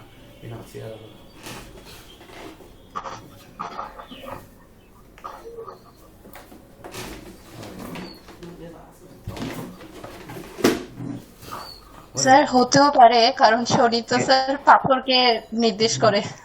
শনি মিসক্যারেজ করাবে না স্যার। শুক্র যেহেতু শনি গুরুদেব, শনি মিসক্যারেজ করাবে না, তুঙ্গস্থ হয়ে আছে। কিন্তু এখানে বৃহস্পতি থাকাকালীন একটু হয়তো বা দেরিতে ওই দশায় প্রাপ্তি হতে পারে। আচ্ছা, দেখেন শনি কিন্তু সে যদি ভাগ্যস্থানে থাকে তার দশম দৃষ্টি পড়েছে, শনি পাপ গ্রহ। কিন্তু এখানে তার যে পাপ গ্রহ ভাগ্যস্থানে থেকে দশম দৃষ্টি দিয়েছে, অথবা পাপ গ্রহ তুঙ্গস্থ থেকে তার তৃতীয় দৃষ্টি দিয়েছে, অথবা পাপ গ্রহ দ্বাদশে ব্যস্ত হয়ে তার সপ্তম দৃষ্টি দিয়েছে। তারপরেও তার কি সন্তান হবে না? এই যোগে কেউ বলতে পারবে যে সন্তান হবে না? হবে না এটা বলা যাবে? মঙ্গল যেখানে কিনা সন্তান, এখানে সন্তান পতি মঙ্গল, তাই না? সে মঙ্গল সে তার মিত্র গৃহে বসে আছে, মানে না রবি মঙ্গল শনি রাহু কেতু, মঙ্গল বুধ শুক্র, সরি। তাছাড়া বৃহস্পতির সঙ্গে শুক্রের শত্রুতা আছে, কিন্তু বৃহস্পতি সে তার নিজ গৃহে বসে আছে, ষষ্ঠপতি ষষ্ঠ ভাবে বসে আছে। তাহলে ভাবপতি ভাবে বসে আছে, এ একটা শুভযোগ পেলেন। রাজযোগকারক মঙ্গল ষষ্ঠে গিয়ে সে কি হয়েছে? সে মঙ্গল নৈসর্গিক পাপক গ্রহ, এবং কর্কট লগ্নের ক্ষেত্রে মঙ্গল বৃহস্পতিকে শুভ বলা হয়েছে। তাহলে সে ষষ্ঠ ভাবে গিয়ে সে যতই মানে বৃহস্পতির সঙ্গে বৃহস্পতি মঙ্গল না, কারোর সঙ্গে তো কোনো শত্রুতা নেই, তাহলে শত্রুতা নেই, সে কিন্তু বৃহস্পতি মঙ্গলের সঙ্গে যুক্ত হয়ে বসে আছে। শুক্র কিনা পাপ গ্রহ, সেখানে গিয়ে একটু গোলমাল পাকিয়েছে, কিন্তু শুক্র চতুর্থপতি এবং আয়পতি, তার উপর শনির্দিষ্ট। তা শনির্দিষ্ট শনি একটা কথা কিন্তু সবসময় আমরা বলে আসছি যে শনি মারক লক্ষণাক্রান্ত হলে মারক হবে, সাধারণত শনি মারক হয় না। সাধারণত শনি একটি লগ্নে বা দুটি লগ্নে মারক হয়। তারপরেও লেখা আছে যে মুখ্য মারক হওয়া সত্ত্বেও মারক লক্ষণাক্রান্ত হলে মারক হবে, অর্থাৎ শনি মারবে না, শনি মানুষকে মরার মতো ফেলে রাখবে। শনি স্বয়ং মারক হন খুব কম, মরার মতো ফেলে রাখে, অর্থাৎ শনি ভোগায়। তো শনি ভোগায় বা শনি কষ্ট দেয়, কষ্ট দিয়ে মানুষকে নিড়িয়ে আখের রসের ন্যায় রূপান্তরিত করে। তো তেমন তাই যদি করে, তাহলে শনির এখানে ষষ্ঠের দৃষ্টি দিয়ে তার বড়জোর সন্তান, ওই যে বললেন যে মিসক্যারেজ হতে পারে, হ্যাঁ এটি হতে পারে। এবার কত বছর বয়সে হবে সেটি কিন্তু আমরা এই দশা দিয়েই কিন্তু বের করতে হবে এখানে।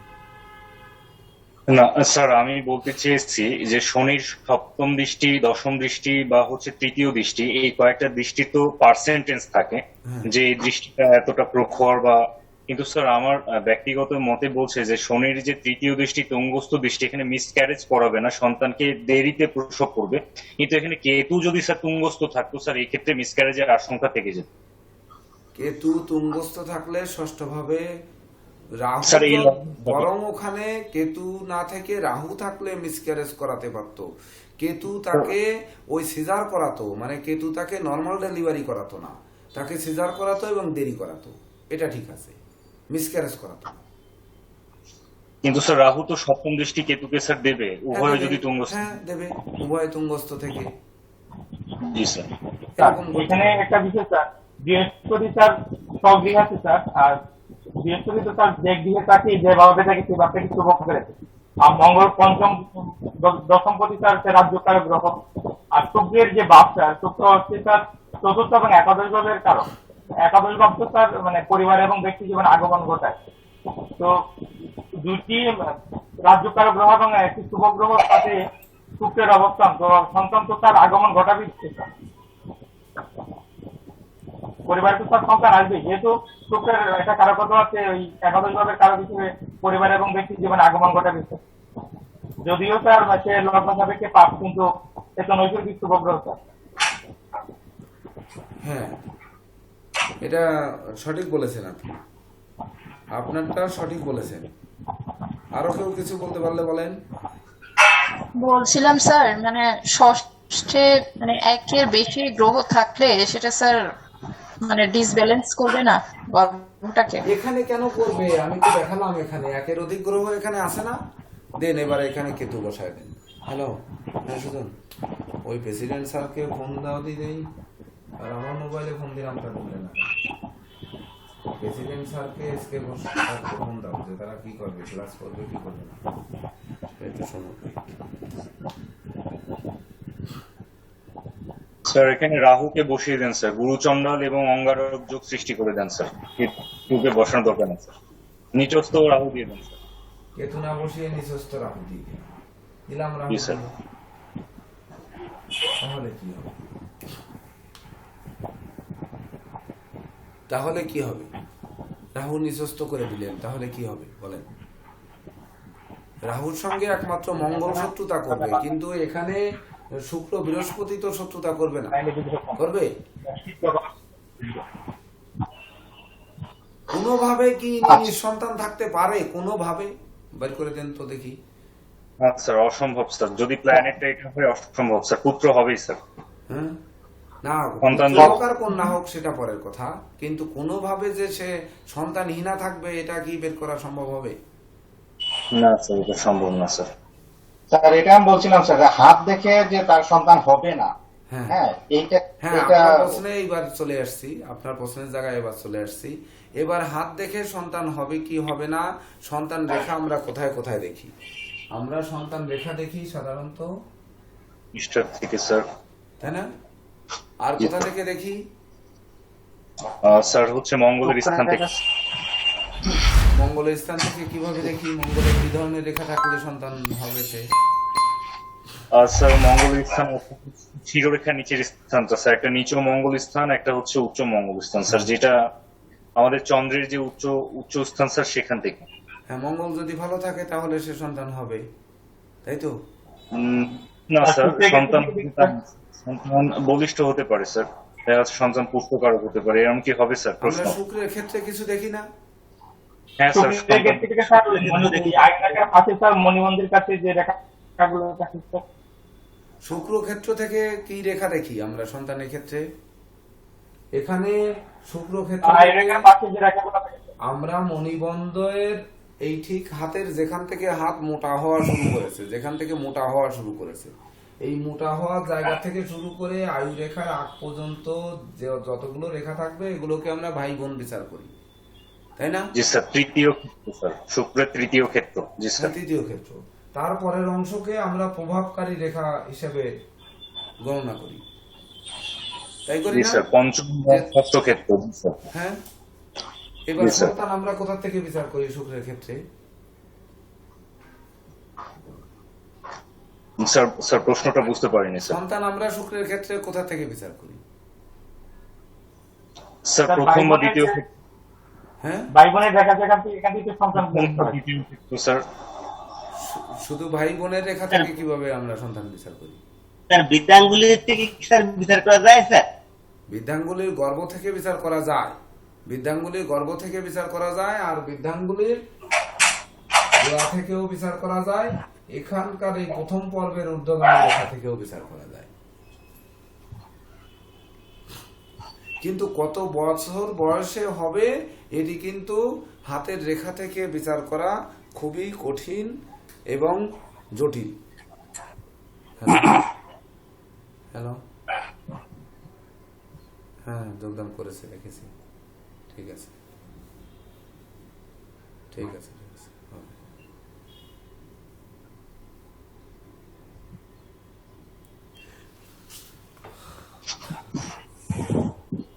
তো আমরা যেমন যে সন্তান কত বছর বয়সে হবে এটি কিন্তু হাতের রেখা থেকে আমরা বিচার করতে পারছি না, কিন্তু সন্তান কয়জন হবে এটি কিন্তু বিচার করতে পারবো।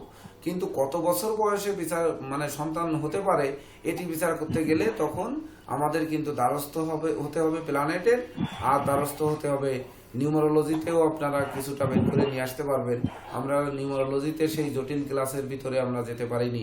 তো নিউমারোলজির ভিতরে যদিও সহজভাবে আমরা ডিপ্লোমাতে আমরা শুধু 9টি সংখ্যার দেখিয়েছি, শুধু শুভ বা কি হয় এগুলোকে বিচার করেছি, কিন্তু নিউমারোলজি দিয়ে কিন্তু সন্তানের বয়সও পর্যন্ত বের করা যাবে। যেমন আপনারা লুসুগিরিট থেকে বের করেছেন, আরও সহজে নিউমারোলজি থেকে বিচার করা যাবে।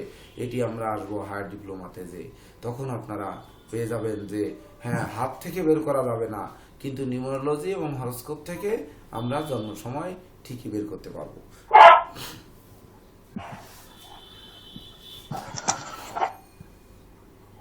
তারপরে ধরেন হাতের রেখায় তার কতগুলো প্রেম হবে, যেমন সুবল মালাকার যেমন প্রশ্ন করেছেন যে কতগুলো প্রেম হবে, কতগুলো বিবাহ হবে, কতগুলো কর্ম হবে, বা কতগুলো ব্যবসা করবে, মানে প্রচুর ব্যবসা বাণিজ্যে সে যাবে কিনা, এইগুলো কিন্তু সহজে বিচার করা যাবে।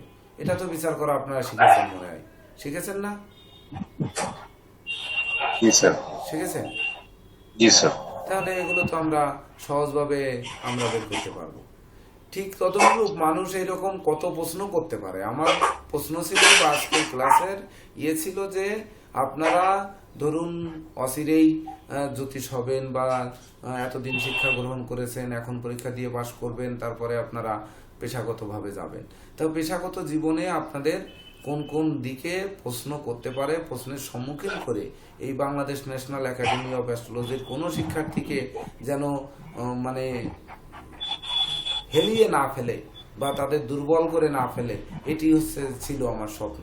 যে সেই জন্যই বলছি যে আপনারা এই প্রশ্ন বের করুন, বা চলার পথে যখন প্রশ্ন বের হবে আপনাদের জন্য আমাদের এই দ্বার মানে বাংলাদেশ ন্যাশনাল একাডেমি অফ অ্যাস্ট্রোলজির দ্বার সারা জীবন খোলা থাকবে। আপনারা তখন যোগদান করে, ক্লাসে যোগদান করে আপনারা এইসব প্রশ্ন করতে পারবেন। এটা সব সময়ের জন্য খোলা। স্যার আমার একটা প্রশ্ন ছিল স্যার। হ্যাঁ বলেন। আমার একটা প্রশ্ন ছিল নিতান্তই একটা প্র্যাকটিক্যাল বোঝার জন্য স্যার। যেমন আজকে এক জায়গায় পাত্রী দেখা হবে, সেই পাত্রীর তুলা লগ্ন কুম্ভ রাশি, তার বৃহস্পতির দশা চলতেছে, তার প্রত্যন্ত দশা বৃহস্পতি, শুক্র দশা কেতু, তারপরে প্রাণ দশা মঙ্গল, সরি এরপরে মানে তার কম্বিনেশনটা হচ্ছে বৃহস্পতি কেতু মঙ্গল রাহু। এখন আমার প্রশ্ন হচ্ছে স্যার, সে তুলা লগ্নের জাতক এবং বৃহস্পতি গোচরে পঞ্চমে অবস্থান করতেছে শুক্র এবং চন্দ্র সহ, তাহলে তার বিবাহিত জীবন যদি সেটা সিলেকশন হয় তাহলে তার বিবাহিত জীবনটা কেমন হবে স্যার? দেখুন বিবাহিত কেমন হবে ওটি হরোস্কোপটি বসাতে হবে আগে। তার আগে বলে রাখি যে এই পাত্রী বা পাত্র দেখতে গিয়ে তাদের এখানে বিবাহ হবে কি হবে না এটি আগে বের করবেন না, তারপরে তো তাদের জীবন কেমন হবে। প্রশ্ন করবে তো যে আমাদের এখানে বিবাহ হবে কিনা, বিবাহিত জীবন কেমন হবে ওটি হচ্ছে জটক বিচার করে, দুজনে প্ল্যানেট বিচার করে তবেই না তো বের করতে হবে, তাই না? জি স্যার। তাহলে ওটি আপনারা বিচার করে ফেলুন। এবার বিচার করতে গেলে আপনাদেরকে দেখুন, এইবার বলুন প্ল্যানেটটা বলুন, লগ্ন কোথায়? লগ্ন তুলায় স্যার। তুলায়। তারপর ধনুতে কেতু, ধনুতে কেতু, মকরে রবি বুধ, তারপর কুম্ভে চন্দ্র শুক্র, তারপর মিনে মঙ্গল, মিনে মঙ্গল, বৃষতে শনি,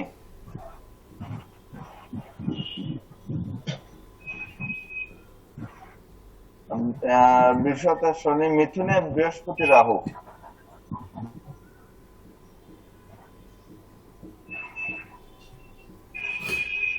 তো এই যে ইনি সর্বপ্রথম প্রশ্ন হচ্ছে উনি আজকে পাত্র বা পাত্রী দেখতে গেছে। তো ওই যে আমরা প্রথম উত্তরের মতো চলে যাই যে আজকে আমরা লটারি কাটবো কিনা, আজকে মামলায় জয়ী হব কিনা, আমরা আজকে ব্যবসা শুরু করলে সেই ব্যবসা সুদূর প্রসারী হবে কিনা, আজকের কার্যটি টাকা পাওনা টাকা আদায় করার জন্য যাচ্ছি, আমরা এই টাকাটা আদায় হবে কিনা, এগুলো কিন্তু এই যেমন প্রশ্ন ঠিক তদনুরূপ প্রশ্ন হচ্ছে আজকের যে পাত্র বা পাত্রী দেখা দেখি হবে তাদের মধ্যে বিবাহ হবে কিনা। তো এই লোকটি কিসের দশায় কিসের অন্তর্দশায় সে দেখতে যাচ্ছে, আর আজকে যখন সে দেখতে যাচ্ছে তখন তার গ্রহ অবস্থান কি, তার গোচর প্ল্যানেটে তাকে সাপোর্ট করছে কি করছে না, কয়টা জায়গায় নজর রাখবেন দেখুন। যে প্রথম হচ্ছে আজকে তার দশা অন্তর্দশা যেটি চলছে সেই দশাপতি আর অন্তর্দশাপতি তার বিবাহ ভাবকে দেখছে কি দেখছে না। বলে দশা কি? তার তার দশা হচ্ছে বৃহস্পতির দশা স্যার। বৃহস্পতির অন্তর্দশা বৃহস্পতি। অন্তর্দশা বৃহস্পতি। তাহলে বৃহস্পতির কি সপ্তম ভাবে বা চতুর্থ ভাবে কোনো দৃষ্টি আছে কি নেই? দেখুন সপ্তম আর চতুর্থে কোনো দৃষ্টি আছে কি নেই? সপ্তমে কারো দৃষ্টি নেই স্যার। কারো দৃষ্টি নেই। আচ্ছা চতুর্থ ভাবে বৃহস্পতির দৃষ্টি আছে? না স্যার, চতুর্থ তো বৃহস্পতির দশা না, দৃষ্টি নাই। দৃষ্টি নেই। তাহলে এই পাত্র দেখায় সর্বপ্রথম কথা হচ্ছে যে দেখা হবে কোনো ফল হবে না, প্রথম কথা। দ্বিতীয় কথা হচ্ছে গোচরে কি আজকে দেখুন বৃহস্পতি তার সপ্তম ভাবকে দেখছে বা সপ্তম ভাব বা চতুর্থ ভাবকে বৃহস্পতি আজকে দেখছে কিনা। আজকের গোচরে বৃহস্পতি মিনে আছে, মিনে থাকলে তুলা লগ্নের ক্ষেত্রে তার ধনভাবে তার নবম দৃষ্টি দিয়ে শেষ করেছে, তার কোনো দৃষ্টি চতুর্থ ভাবে নেই। এমনকি বৃহস্পতি চতুর্থ পতি বা সপ্তম পতিও নয়, তাই তো? নয় তো? তাহলে বৃহস্পতির দশায় বৃহস্পতির অন্তর্দশা, বৃহস্পতি এখন গোচরে চতুর্থ সপ্তম ভাবে কোনো কানেকশন তৈরি করেনি, অর্থাৎ আজকের এই কাজটি তার সুসম্পন্ন হবে না। এবার তার বিবাহিত জীবন কেমন হবে এই হচ্ছে তার প্ল্যানেট। তাহলে সপ্তম পতি তুলা লগ্নের ক্ষেত্রে ধনপতি আর সপ্তম পতি মঙ্গল সে ষষ্ঠে কিনা বসে আছে। তো তুলা লগ্নের ক্ষেত্রে ধনপতি সপ্তম পতি মঙ্গল সে পাপগ্রহ, সে ষষ্ঠে গিয়ে বসে আছে। কিন্তু ষষ্ঠে বসে গিয়ে তার উপর মঙ্গলের উপর কোনো গ্রহের কোনো শুভ গ্রহের দৃষ্টি আছে কিছু নেই তো? না স্যার, মঙ্গলের উপর কারো দৃষ্টি নেই স্যার, নেই না। তাহলে সপ্তম পতি মঙ্গলের শুভ দৃষ্টি নেই। এই লোকের বিবাহ হতে গেলে মঙ্গল তার সপ্তম ভাবে আসতে হবে, অথবা তার চতুর্থ ভাবে মঙ্গল থাকতে হবে, অথবা মঙ্গলের দৃষ্টি চতুর্থ ভাবে বা সপ্তম ভাবে পড়তে হবে। তখন যে পাত্রপাত্রী দেখা দেখি হলে এমনি সেই পাত্রপাত্রীর সাথে বিবাহ হয়ে যাবে। অর্থাৎ আজকের দেখায় ফাইনাল হবে না, আজকের দেখায় সে কিন্তু নিষ্ফল হবে। তো সহজ বিচার দেখতে পেরেছেন। যদি এইবার এখানে বিবাহ হবে কিনা সেটি তো জোটক বিচার করবেন। জোটক বিচার করে কত পার্সেন্ট শুভ হবে কত পার্সেন্ট অশুভ হবে সেটি তো জোটক দিয়ে বের করতে হবে। তো জোটক বিচার করে যখন বের করবেন সেটি তো পরের কথা, কিন্তু আজকে সে পাত্র দেখতে গেছে বা পাত্রী দেখতে গেছে, আজকে তার বিবাহ কথাবার্তা ফাইনাল হবে কিনা। তা হওয়ার জন্য চতুর্থ সপ্তম ভাবের কানেকশন যদি না থাকে গোচরে, আর এখন তার দশা যেহেতু বৃহস্পতির দশা, বৃহস্পতির অন্তর্দশা চলছে, তো বৃহস্পতি এখন গোচরেও মিনে অবস্থান করে চতুর্থ সপ্তম ভাবে কোন রকম দৃষ্টি বা কোন রকম সেইভাবে কোনো বৃহস্পতির প্রভাব ফেলেনি। এমনকি মঙ্গল তার বিবাহপতি বা দাম্পত্য জীবনের অধিপতি, সে কিন্তু কোনোভাবেই আজকে তাকে সাপোর্ট দিচ্ছে না। মঙ্গল কিনা পাপগ্রহ হওয়া সত্ত্বেও সে যদি তুঙ্গস্থ থাকতো, মকরে অবস্থান করত, বা ধরুন তার নিচস্থ হয়েও যদি কর্কটে অবস্থান করত, যদি সেখানে বৃহস্পতি দৃষ্ট হতো বা এই বৃহস্পতির দশা আর বৃহস্পতির অন্তর্দশায়, এমনকি মঙ্গল মেষে অবস্থান করে যদি বৃহস্পতি দৃষ্ট বা বৃহস্পতি যুক্ত হতো, তাহলে তার বিবাহ হতো। নচেৎ তার বিবাহ এখন হওয়ার ব্যক্তি যদি সবকিছু শুভ থাকে কিন্তু সেই ব্যক্তিটা রাহুর হোরায় গেল, তাহলে কি স্যার তার বিয়েটা ভালো হবে? রাহুর হোরায় গেল, রাহুর উপরাজের সব ক্ষেত্রে খারাপ দেবে তা কিন্তু নয়। আমরা বারবার বলেছি রাহু যেভাবে অবস্থান করবে সেই ভাবপতিকে দুর্বল করবে, সেই ভাবস্থ গ্রহকে দুর্বল করবে, ভাবপতিকে দুর্বল করবে, ভাবকে দুর্বল করবে। আবার সেই ভাবকে আবার দ্বিমুখী চরিত্র রাহুর। রাহু এক মায়ায় মানুষকে সেই ভাবকে ধ্বংস করবে বা দুর্বল করবে, আবার এক ধরনের সহযোগিতা করে ওই ভাবকে আবার চাঙ্গাও করে তুলবে। তাহলে দুমুখী চরিত্র সব সময়। তাহলে এই সেই যে রাহু যেভাবে অবস্থান করে তার জীবনে কি করবে, কি প্রশ্ন করলেন? স্যার, বিবাহ কথাবার্তা বলার সময় বা সম্বন্ধ সৃষ্টি করার সময় সে সময় যদি ব্যক্তি রাহুর হোরায় যায় বা জ্যোতিষ হ্যাঁ। সম্বন্ধে কিছু না, হ্যাঁ হ্যাঁ, রাহুর হোরায় যায়। তা রাহুর হোরায় গেলে তাই বলে সে যে রাহুর হোরায় যাওয়ার কারণে তার বিবাহ ভেঙে যাবে নাকি বিবাহ জোড়া লাগিয়ে দেবে, এটি কিন্তু বলা ওই ভাবপতি গ্রহটি তখন কোথায় আছে তার উপর নির্ভর করে। জি। আবার রাহুর শুভ প্রেক্ষা কিন্তু বিবাহ কারক। রাহু বিবাহ ভাঙে না, বরং বিবাহ দেয়, বিবাহ করায়। এটি কিন্তু নোট রাখতে হবে। স্যার আরেকটা বিষয় স্যার, যেহেতু তার শুভ নমস্কার। রাহু তুঙ্গস্থ না না, গুড মর্নিং স্যার। শোনেন, ক্ষুধা কিন্তু কখনো পরিপূর্ণ করে খাওয়া উচিত না। আপনি যেভাবে খাওয়াচ্ছেন পরে তো ওরা মানে এগুলি মানে ওভার হয়ে যাবে। অর্থাৎ ক্ষুধা রেখে খেতে হবে। অর্থাৎ আপনাকে বলছে, স্বাস্থ্যবিধি বলছে 1/3 খান, আপনি তো তাকে অর্ধেকের বেশি দিয়ে ফেলাইছেন। স্যার ক্ষমা প্রার্থনা অতএব করছি স্যার। সবাই হয়তো যদি কিছু সবাই বেশি বলে থাকি, সুস্থ কারো থাকে। মনে কষ্ট দিয়ে থাকি, তাহলে তার জন্য আমি ক্ষমা প্রার্থী। তো দেখুন প্রেসিডেন্ট স্যার, আমরা আজকে টপিক্সটা শুরু করেছিলাম হচ্ছে যে আমাদের যেহেতু পরীক্ষা সমাগত, তো আমরা এখানে লিখেছি বিষয় হচ্ছে 2021-22 শিক্ষাবর্ষের সমাপনী পরীক্ষার প্রস্তুতি। তো এই পরীক্ষার প্রস্তুতিতে আমি 5-6টি প্রশ্ন করে বললাম যে ধরুন আপনারা পাশ করে জ্যোতিষ হবেন। তো জ্যোতিষ হলে মানুষ হয়তো আপনাদের কাছে জিজ্ঞেস করবে যে কথায় কথায় বলবে যে আমার শনির দশা চলছে, রাহুর দশা চলছে। কেউ তো শুক্রের দশা চলছে বলে না, অথচ শুক্রও তো ধ্বংসকারী গ্রহ, সে তো দৈত্য কুলগুরু, সেটি কিন্তু বলে না। তাহলে এই যে দশা চলছে, এই দুটি কথা মানুষ বেশিরভাগ বলে। কেউ বলে এসে যে আমার মাঙ্গলিক আছে কি নেই, মাঙ্গলিক চলছে, কালসর্পদোষ, আমি হয়তো ধ্বংস হয়ে যাব, কালসর্পদোষে ভালো কিছু হবে কি হবে না, বা ধরুন আপনারা উচ্চবিত্ত, নিম্নবিত্ত, মধ্যবিত্ত কিভাবে চিনবেন।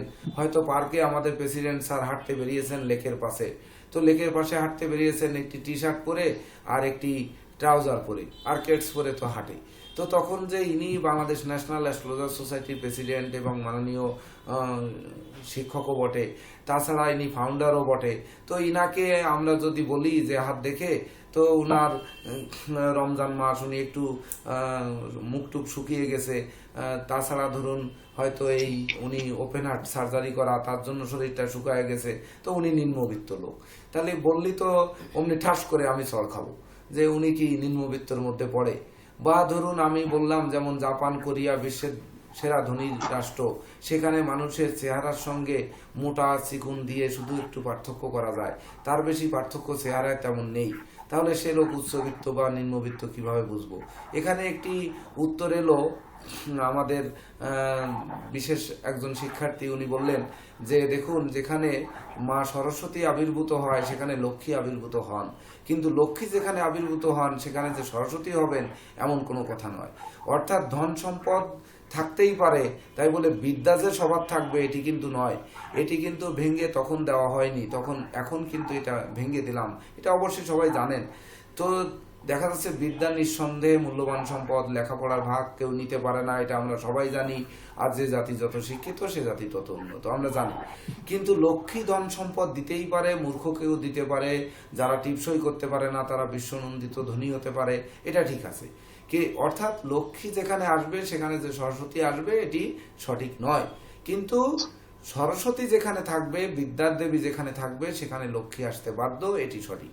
এটা বেশ ভালো কথা, ভালো উত্তর দিয়েছেন। এবং ধরুন তারা জানতে চাচ্ছেন যে হাত দেখে কি বয়স তার এখন কত বয়স চলছে এটি কি বোঝা যায়, এটি বোঝার একটি পদ্ধতিও আমি বললাম। ধরুন একটি লোক মামলায়, আপনি আইনজীবী মানুষ, আজকে ধরুন কোর্টে তার জামিন ধরবে, সে তার ফেরারি আসামি, তাকে কি জেলখানায় যেতে হবে নাকি সে অন্তত কিছুদিনের জন্য জামিন পাবে? তো পাবে কি পাবে না সেটি কিভাবে নির্ণয় করবে?